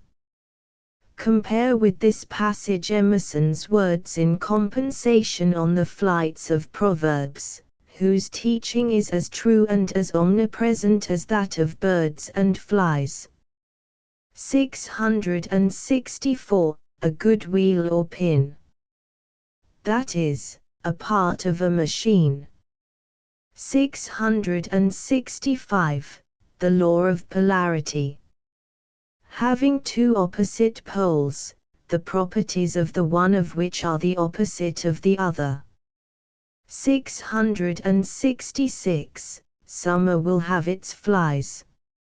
Emerson discoursed with philosophic calm about the impediments and disagreeableness which beset every path. He also accepted them with serenity when he encountered them in his daily life. 667. The inhabitants of the climates, etc. As a northerner, Emerson naturally felt that the advantage and superiority were with his own section. He expressed in his poems voluntaries and May-Day views similar to those declared here. 668. Peninsular Campaign. Emerson here refers to the military operations carried on from 1808 to 1814 in Portugal, Spain, and southern France against the French, by the British, Spanish, and Portuguese forces commanded by Wellington. What was the Peninsular Campaign in American history? 669. Dr. Johnson is reported to have said, etc. Dr. Samuel Johnson was an eminent English scholar of the 18th century. In this, as in many other instances, Emerson quotes from his memory instead of from the book. The words of Dr. Johnson, as reported by his biographer Boswell, are, "Accustom your children constantly to this, if a thing happened at one window, and they, when relating it, say it happened at another, do not let it pass, but instantly check them. You do not know where deviation from truth will end." 670. Rifle. A local name in England and New England for an instrument, on the order of a whetstone, used for sharpening scythes. It is made of wood, covered with fine sand or emery. 671. Last Grand Duke of Weimar. Saxe-Weimar-Eisenach is a Grand Duchy of Germany. The Grand Duke referred to was Charles Augustus, who died in 1828. He was the friend and patron of the great German authors, Goethe, Schiller, Herder, and Wieland. 672. The Raphael in the Dresden Gallery. The Sistine Madonna, the most famous picture of the great Italian artist, Raphael. 673. call a spade a spade. Plutarch, the Greek historian, said, "These Macedonians call a spade a spade." 674 parts. A favorite 18th century term for abilities, talents. 675, we have found out, etc. Emerson always insisted that morals and intellect should be united. He urged that power and insight are lessened by shortcomings in morals. 676, Goethe's Tasso. A play by the German poet Goethe, founded on the belief that the imprisonment of Tasso was due to his aspiration to the hand of Leonora d'Este, sister of the Duke of Ferrara. Tasso was a famous Italian poet of the 17th century. 677, Richard III. An English king, the last of the Plantagenet line, the hero, or villain, of Shakespeare's historical play, Richard III. 678, Befold. Give a simpler word that means the same. 679, Caesar. Why is Caesar the great Roman ruler, given as a type of greatness? 680, Job. Why is Job, the hero of the Old Testament book of the same name, given as a type of misery? 681, Poor Richard. Poor Richard's Almanac, published, 1732–1757, by Benjamin Franklin, was a collection of maxims inculcating prudence and thrift. These were given as the sayings of Poor Richard. 682, State Street. A street in Boston, Massachusetts, noted as a financial center. 683, Stick in a tree between whiles, etc. Jock, when ye ha naething else to do, ye may be sticking in a tree, it will be growing. Jock, when ye re-sleeping. Scott's Heart of Midlothian. It is said that these were the words of a dying Scotchman to his son. 684, Minor Virtues. Emerson suggests that punctuality and regard for a promise are two of these. Can you name others? 685, the Latin proverb says, etc. This is quoted from Tacitus, the famous Roman historian. 686, if he set out to contend, etc. In contention, Emerson holds, the best men would lose their characteristic virtues, the fearless Apostle Paul, his devotion to truth, the gentle disciple John, his loving charity. 687, though your views are in straight antagonism, and c. This was Emerson's own method, and by it he won a courteous hearing from those to whom his views were most objectionable. 688, Consuetudes. Give a simpler word that has the same meaning. 689, Begin where we will, etc. Explain what Emerson means by this expression. Circles, 690. This essay first appeared in the first series of essays, published in 1841.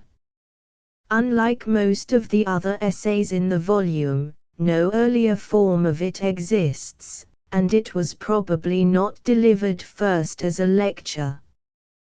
Dr. Richard Garnett says in his Life of Emerson, "The object of this fine essay quaintly entitled Circles is to reconcile this rigidity of unalterable law with the fact of human progress.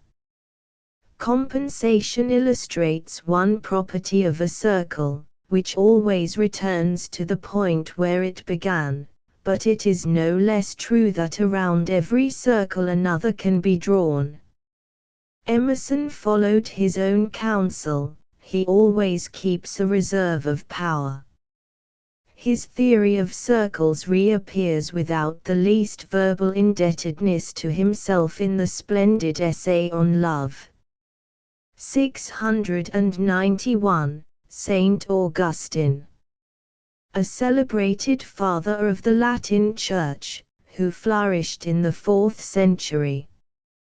His most famous work is his Confessions, an autobiographical volume of religious meditations. 692, Another dawn risen on mid-noon. Another morn has risen on mid-noon. Milton, Paradise Lost, Book V, 693, Greek sculpture. The greatest development of the art of sculpture that the world has ever known was that which took place in Greece, with Athens as the center, in the 5th century before Christ. The masterpieces which remain are the models on which modern art formed itself. 694, Greek letters. In literature, in drama, philosophy and history, Greece attained an excellence as signal as in art. Emerson, as a scholar, felt that the literature of Greece was more permanent than its art. Would an artist be apt to take this view? 695, New arts destroy the old, etc. Tell the ways in which the improvements and inventions mentioned by Emerson have been superseded by others, give the reasons. Mention other similar cases of more recent date. 696, The life of man is a self-evolving circle, etc. Throw a stone into the stream, and the circles that propagate themselves are the beautiful type of all influence. Emerson, in Nature. 697, The heart refuses to be imprisoned. It is a superstition current in many countries that an evil spirit cannot escape from a circle drawn round it. 698, Crass. Gross, coarse. 699, The continual effort to raise himself above himself, etc. Unless above himself he can erect himself, how poor a thing is man. Samuel Daniel. 700, If he were high enough, etc. Have I a lover who is noble and free, I would he were nobler than to love me. Emerson, The Sphinx. 701, Aristotle and Plato. Plato was a famous Greek philosopher who flourished in the 4th century before Christ. He was the disciple of Socrates, the teacher of Aristotle, and the founder of the academic school of philosophy. His exposition of idealism was founded on the teachings of Socrates. Aristotle, another famous Greek philosopher, was for 20 years the pupil of Plato. He founded the peripatetic school of philosophy, and his writing dealt with all the then known branches of science. 702, Berkeley. George Berkeley was a British clergyman of the 18th century. He was the author of works on philosophy which are marked by extreme subjective idealism. 703, termini. Boundaries or marks to indicate boundaries. In Roman mythology, Terminus was the god who presided over boundaries or landmarks. He is represented with a human head, but without feet or arms, to indicate that he never moved from his place. 704. Pentecost. One of three great Jewish festivals. On the day of Pentecost, the Holy Spirit descended upon the infant Christian Church, with the gift of tongues. See Acts 2.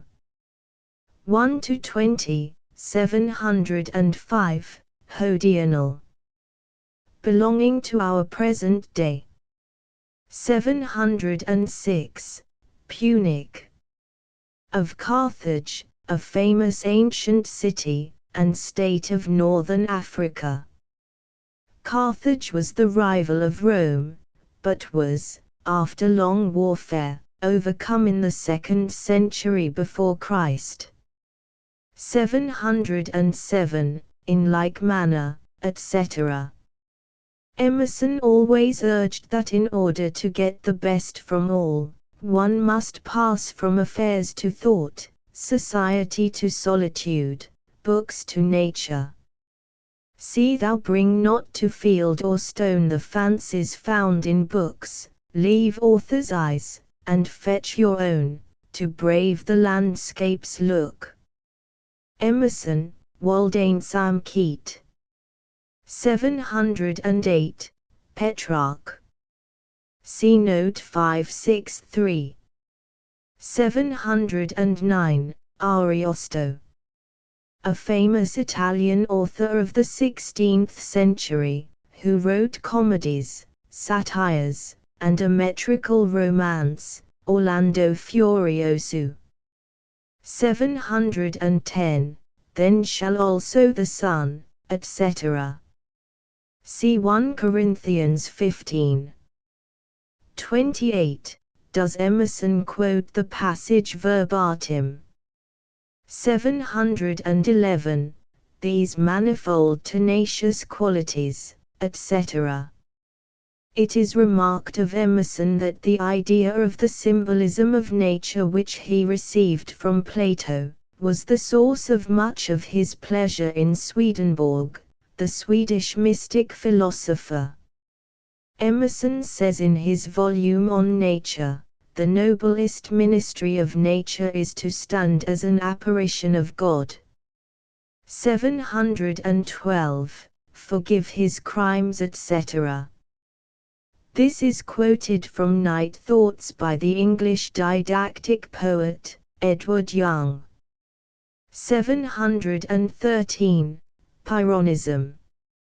A doctrine held by a follower of Pyrrho, a Greek philosopher of the 3rd century before Christ, who founded the skeptical school. He taught that it is impossible to attain truth, and that men should be indifferent to all external circumstances. 714. I own I am gladdened, etc. Emerson always held fast to the consoling thought that there was no evil without good, none out of which good did not or could not come. 715. Sempiternal. Everlasting, eternal. 716. Oliver Cromwell. An Englishman of the middle classes who became the military and civil leader of the English Revolution of the 17th century. He refused the title of king, but as Lord Protector of the English Commonwealth, he exercised royal power.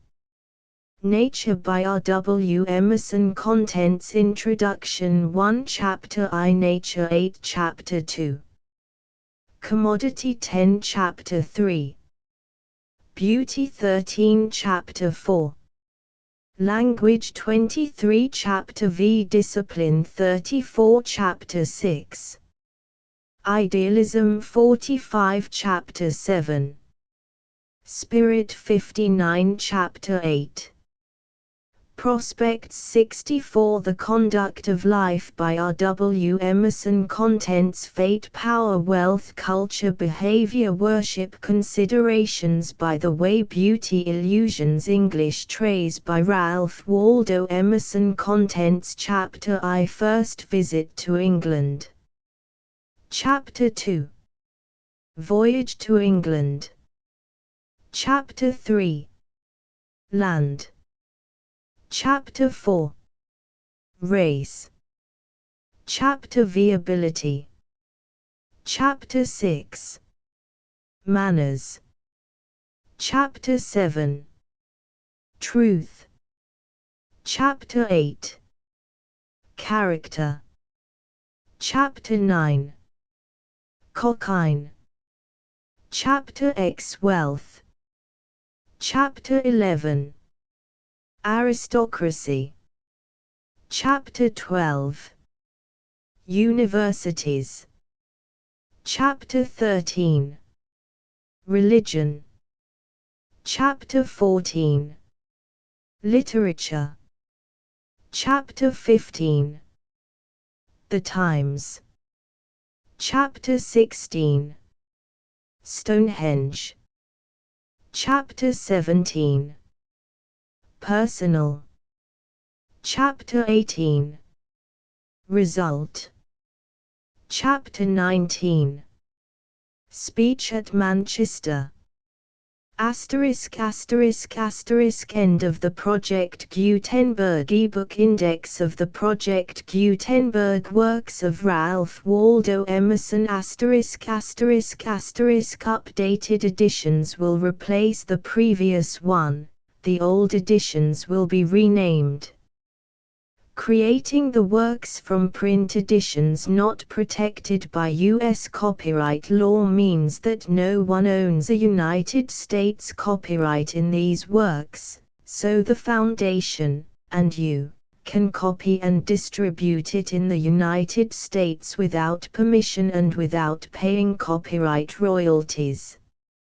Special rules, set forth in the general terms of use part of this license, apply to copying and distributing Project Gutenberg trademark symbol electronic works to protect the Project Gutenberg trademark symbol concept and trademark.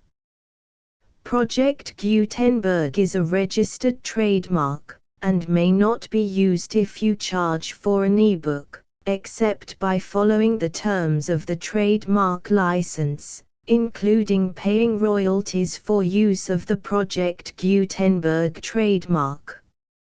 If you do not charge anything for copies of this ebook, complying with the trademark license is very easy.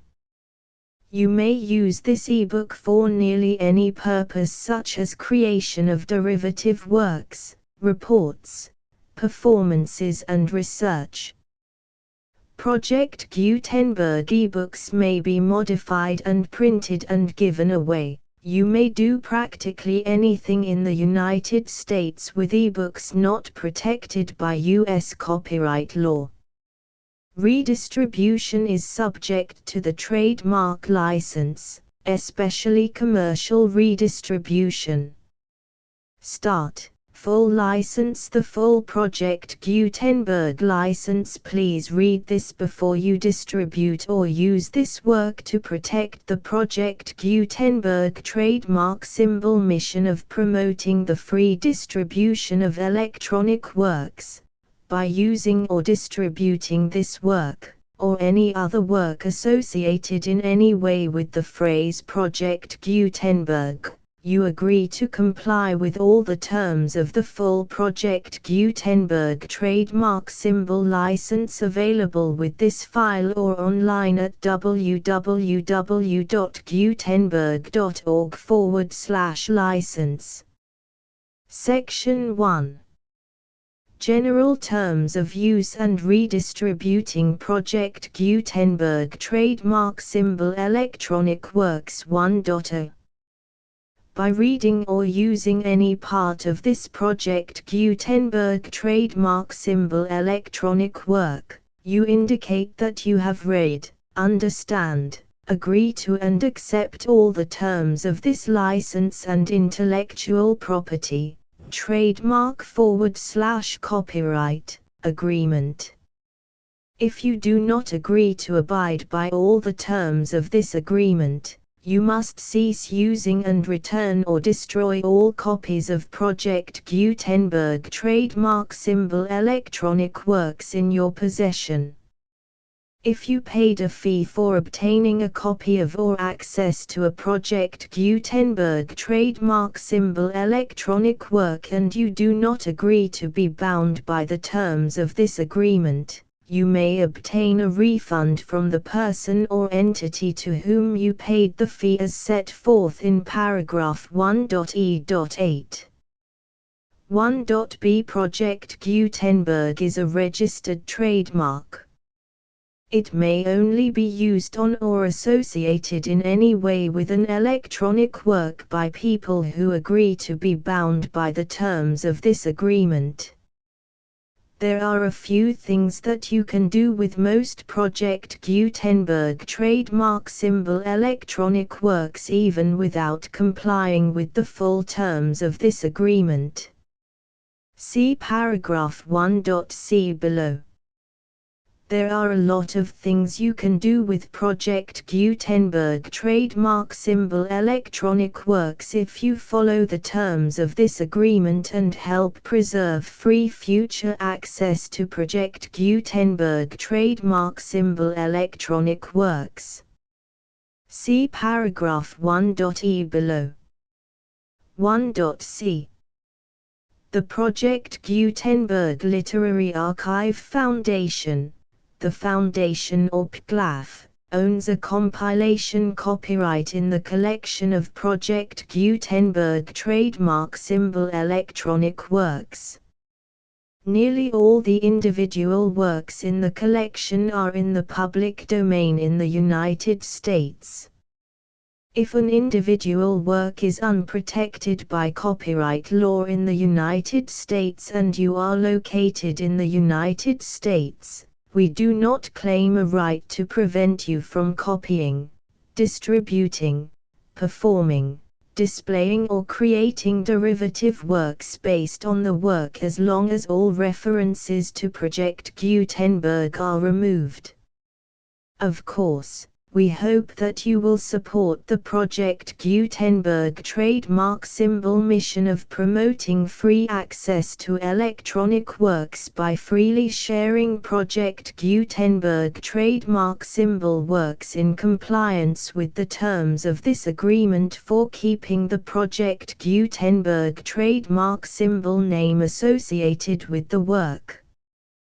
You can easily comply with the terms of this agreement by keeping this work in the same format with its attached full Project Gutenberg trademark symbol license when you share it without charge with others. 1.d.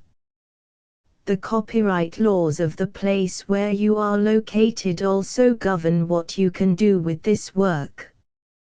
Copyright laws in most countries are in a constant state of change. If you are outside the United States, check the laws of your country in addition to the terms of this agreement before downloading, copying, displaying, performing, distributing or creating derivative works based on this work or any other Project Gutenberg trademark symbol work. The Foundation makes no representations concerning the copyright status of any work in any country other than the United States. 1.e Unless you have removed all references to Project Gutenberg. 1.e.1. The following sentence, with active links to, or other immediate access to, the full Project Gutenberg trademark symbol license must appear prominently whenever any copy of a Project Gutenberg trademark symbol work, Any work on which the phrase Project Gutenberg appears, or with which the phrase Project Gutenberg is associated, is accessed, displayed, performed, viewed, copied or distributed. This ebook is for the use of anyone anywhere in the United States and most other parts of the world at no cost and with almost no restrictions whatsoever. You may copy it, give it away or reuse it under the terms of the Project Gutenberg license included with this ebook or online at www.gutenberg.org. If you are not located in the United States, you will have to check the laws of the country where you are located before using this ebook. 1.e.2 If an individual Project Gutenberg trademark symbol electronic work is derived from texts not protected by U.S. copyright law, does not contain a notice indicating that it is posted with permission of the copyright holder, the work can be copied and distributed to anyone in the United States without paying any fees or charges. If you are redistributing or providing access to a work with the phrase Project Gutenberg associated with or appearing on the work, you must comply either with the requirements of paragraphs 1.e.1 through 1.e.7 or obtain permission for the use of the work and the Project Gutenberg trademark symbol trademark as set forth in paragraphs 1.e.8 or 1.e.9.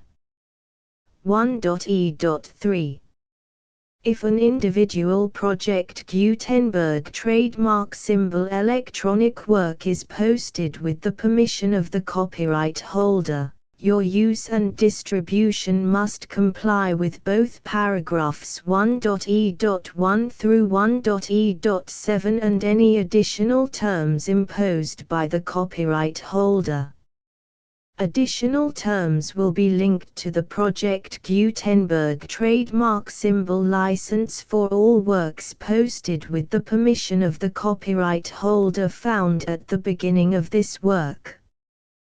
1.e.4 Do not unlink or detach or remove the full Project Gutenberg trademark symbol license terms from this work, or any files containing a part of this work or any other work associated with Project Gutenberg trademark symbol. 1.e.5 Do not copy, display, perform, distribute or redistribute this electronic work, or any part of this electronic work, without prominently displaying the sentence set forth in paragraph 1.e.1 with active links or immediate access to the full terms of the Project Gutenberg trademark symbol license. 1.e.6 You may convert to and distribute this work in any binary, compressed, marked up, non-proprietary or proprietary form, including any word processing or hypertext form. However, if you provide access to or distribute copies of a Project Gutenberg trademark symbol work in a format other than plain vanilla ASCII or other format used in the official version posted on the official Project Gutenberg trademark symbol website, www.gutenberg.org, you must, at no additional cost, fee or expense to the user, provide a copy, a means of exporting a copy, or a means of obtaining a copy upon request, of the work in its original plain vanilla ASCII or other form. Any alternate format must include the full Project Gutenberg trademark symbol license as specified in paragraph 1.e.1. 1.e.7 Do not charge a fee for access to, viewing, displaying, performing, copying or distributing any Project Gutenberg trademark symbol works unless you comply with paragraph 1.e.8 or 1.e.9. 1.e.8. You may charge a reasonable fee for copies of or providing access to or distributing Project Gutenberg trademark symbol electronic works provided that you pay a royalty fee of 20% of the gross profits you derive from the use of Project Gutenberg trademark symbol works calculated using the method you already use to calculate your applicable taxes. The fee is owed to the owner of the Project Gutenberg trademark symbol trademark, but he has agreed to donate royalties under this paragraph to the Project Gutenberg Literary Archive Foundation. Royalty payments must be paid within 60 days following each date on which you prepare, or are legally required to prepare, your periodic tax returns. Royalty payments should be clearly marked as such and sent to the Project Gutenberg Literary Archive Foundation at the address specified in Section 4, Information about donations to the Project Gutenberg Literary Archive Foundation. You provide a full refund of any money paid by a user who notifies you in writing, or by email, within 30 days of receipt that he does not agree to the terms of the full Project Gutenberg trademark symbol license. You must require such a user to return or destroy all copies of the works possessed in a physical medium and discontinue all use of and all access to other copies of Project Gutenberg trademark symbol works. You provide, in accordance with paragraph 1.f.3, a full refund of any money paid for a work or a replacement copy, if a defect in the electronic work is discovered and reported to you within 90 days of receipt of the work. You comply with all other terms of this agreement for free distribution of Project Gutenberg trademark symbol works. 1.e.9. If you wish to charge a fee or distribute a Project Gutenberg trademark symbol electronic work or group of works on different terms than are set forth in this agreement, you must obtain permission in writing from the Project Gutenberg Literary Archive Foundation, the manager of the Project Gutenberg trademark symbol trademark. Contact the Foundation as set forth in Section 3 below. 1.f1.f.1. Project Gutenberg volunteers and employees expend considerable effort to identify, do copyright research on, transcribe and proofread works not protected by U.S. copyright law in creating the Project Gutenberg trademark symbol collection.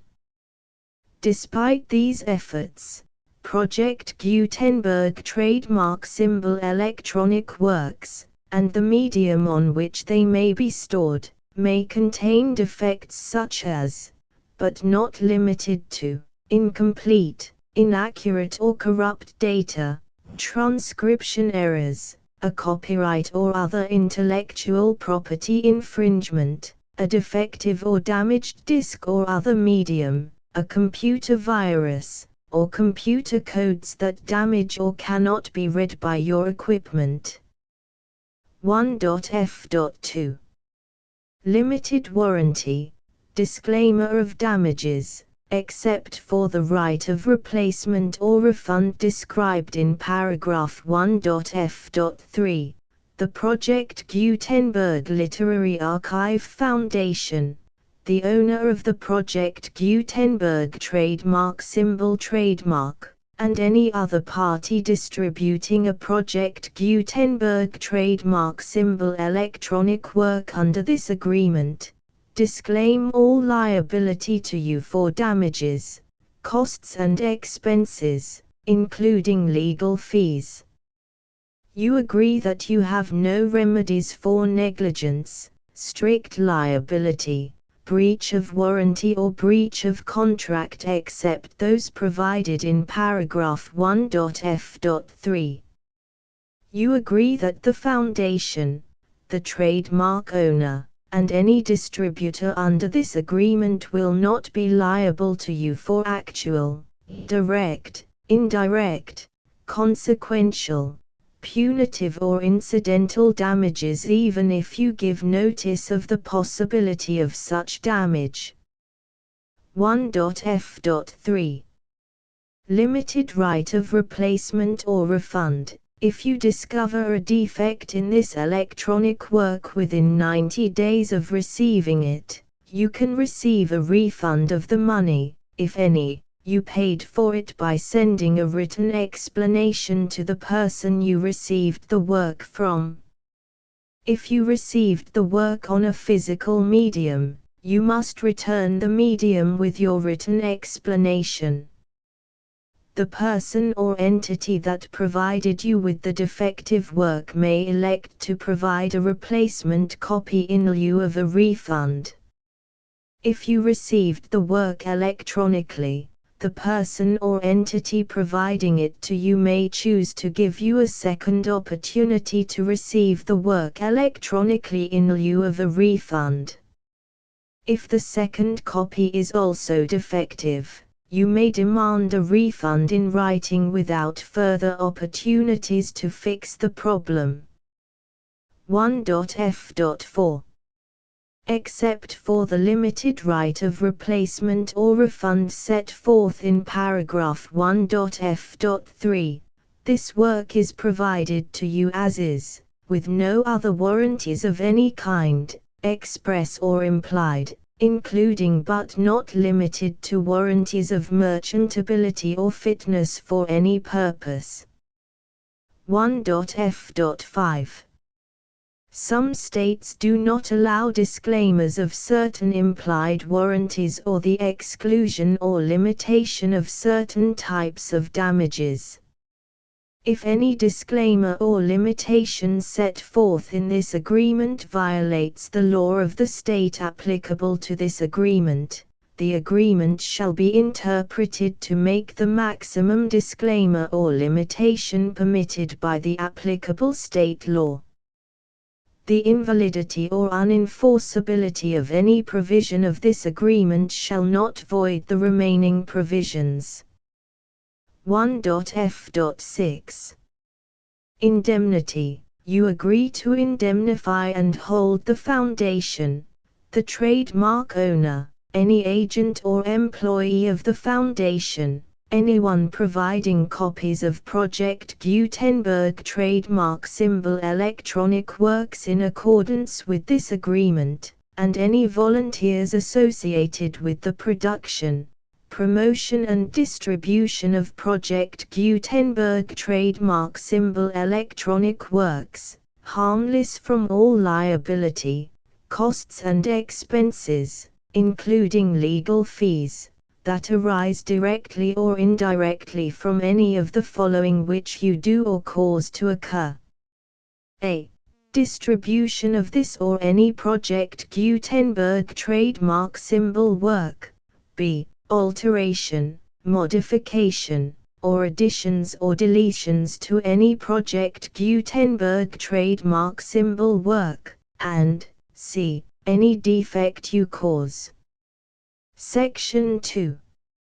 Information about the mission of Project Gutenberg trademark symbol. Project Gutenberg trademark symbol is synonymous with the free distribution of electronic works in formats readable by the widest variety of computers, including obsolete, old, middle-aged and new computers.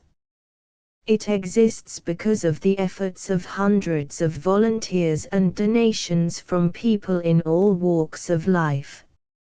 Volunteers and financial support to provide volunteers with the assistance they need are critical to reaching Project Gutenberg trademark symbol's goals and ensuring that the Project Gutenberg trademark symbol collection will remain freely available for generations to come.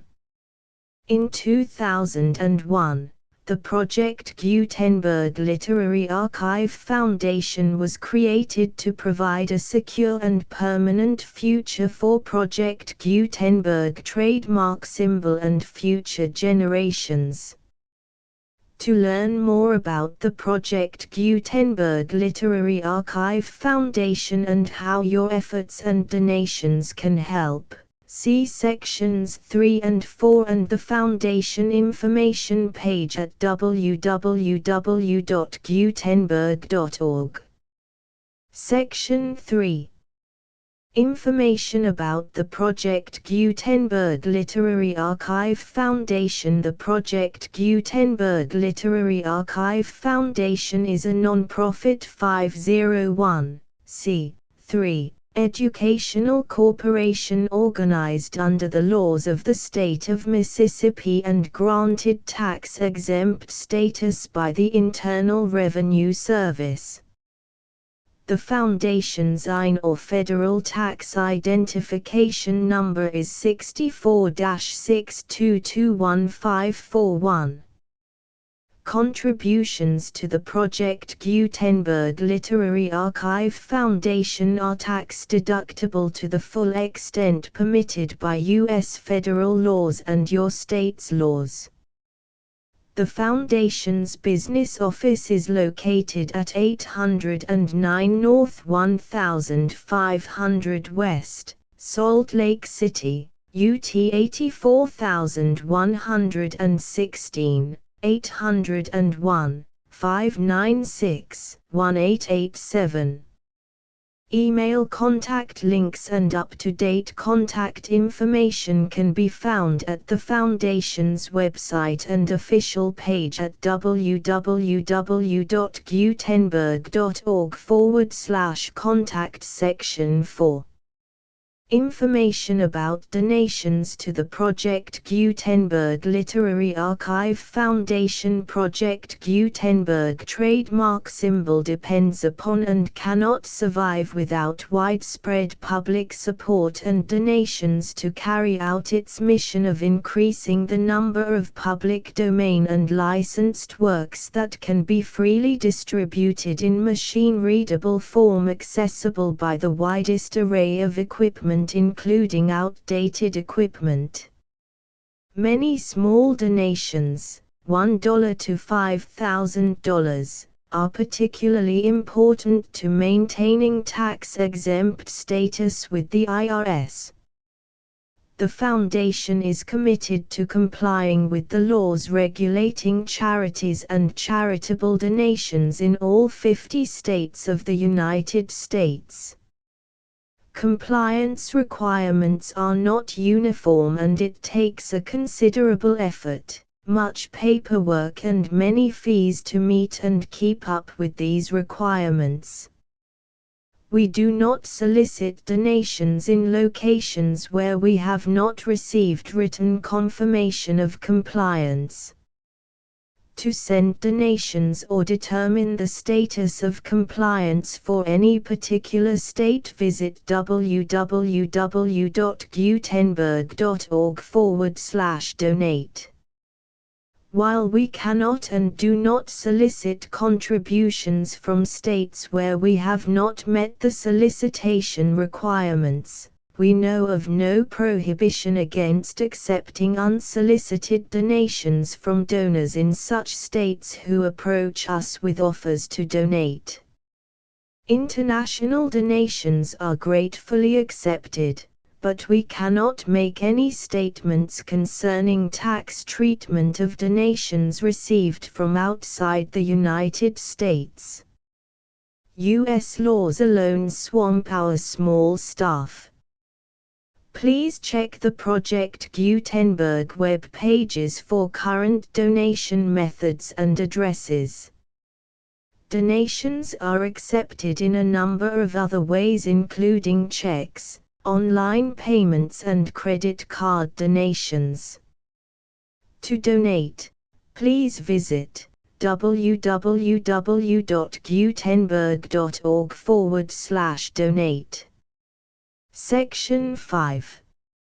General information about Project Gutenberg Trademark Symbol Electronic Works. Professor Michael S. Hart was the originator of the Project Gutenberg trademark symbol concept of a library of electronic works that could be freely shared with anyone. For 40 years, he produced and distributed Project Gutenberg trademark symbol ebooks with only a loose network of volunteer support. Project Gutenberg trademark symbol ebooks are often created from several printed editions, all of which are confirmed as not protected by copyright in the US unless a copyright notice is included. Thus, we do not necessarily keep ebooks in compliance with any particular paper edition.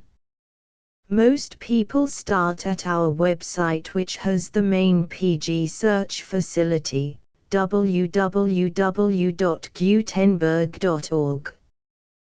This website includes information about Project Gutenberg trademark symbol, including how to make donations to the Project Gutenberg Literary Archive Foundation, how to help produce our new ebooks, and how to subscribe to our email newsletter to hear about new ebooks.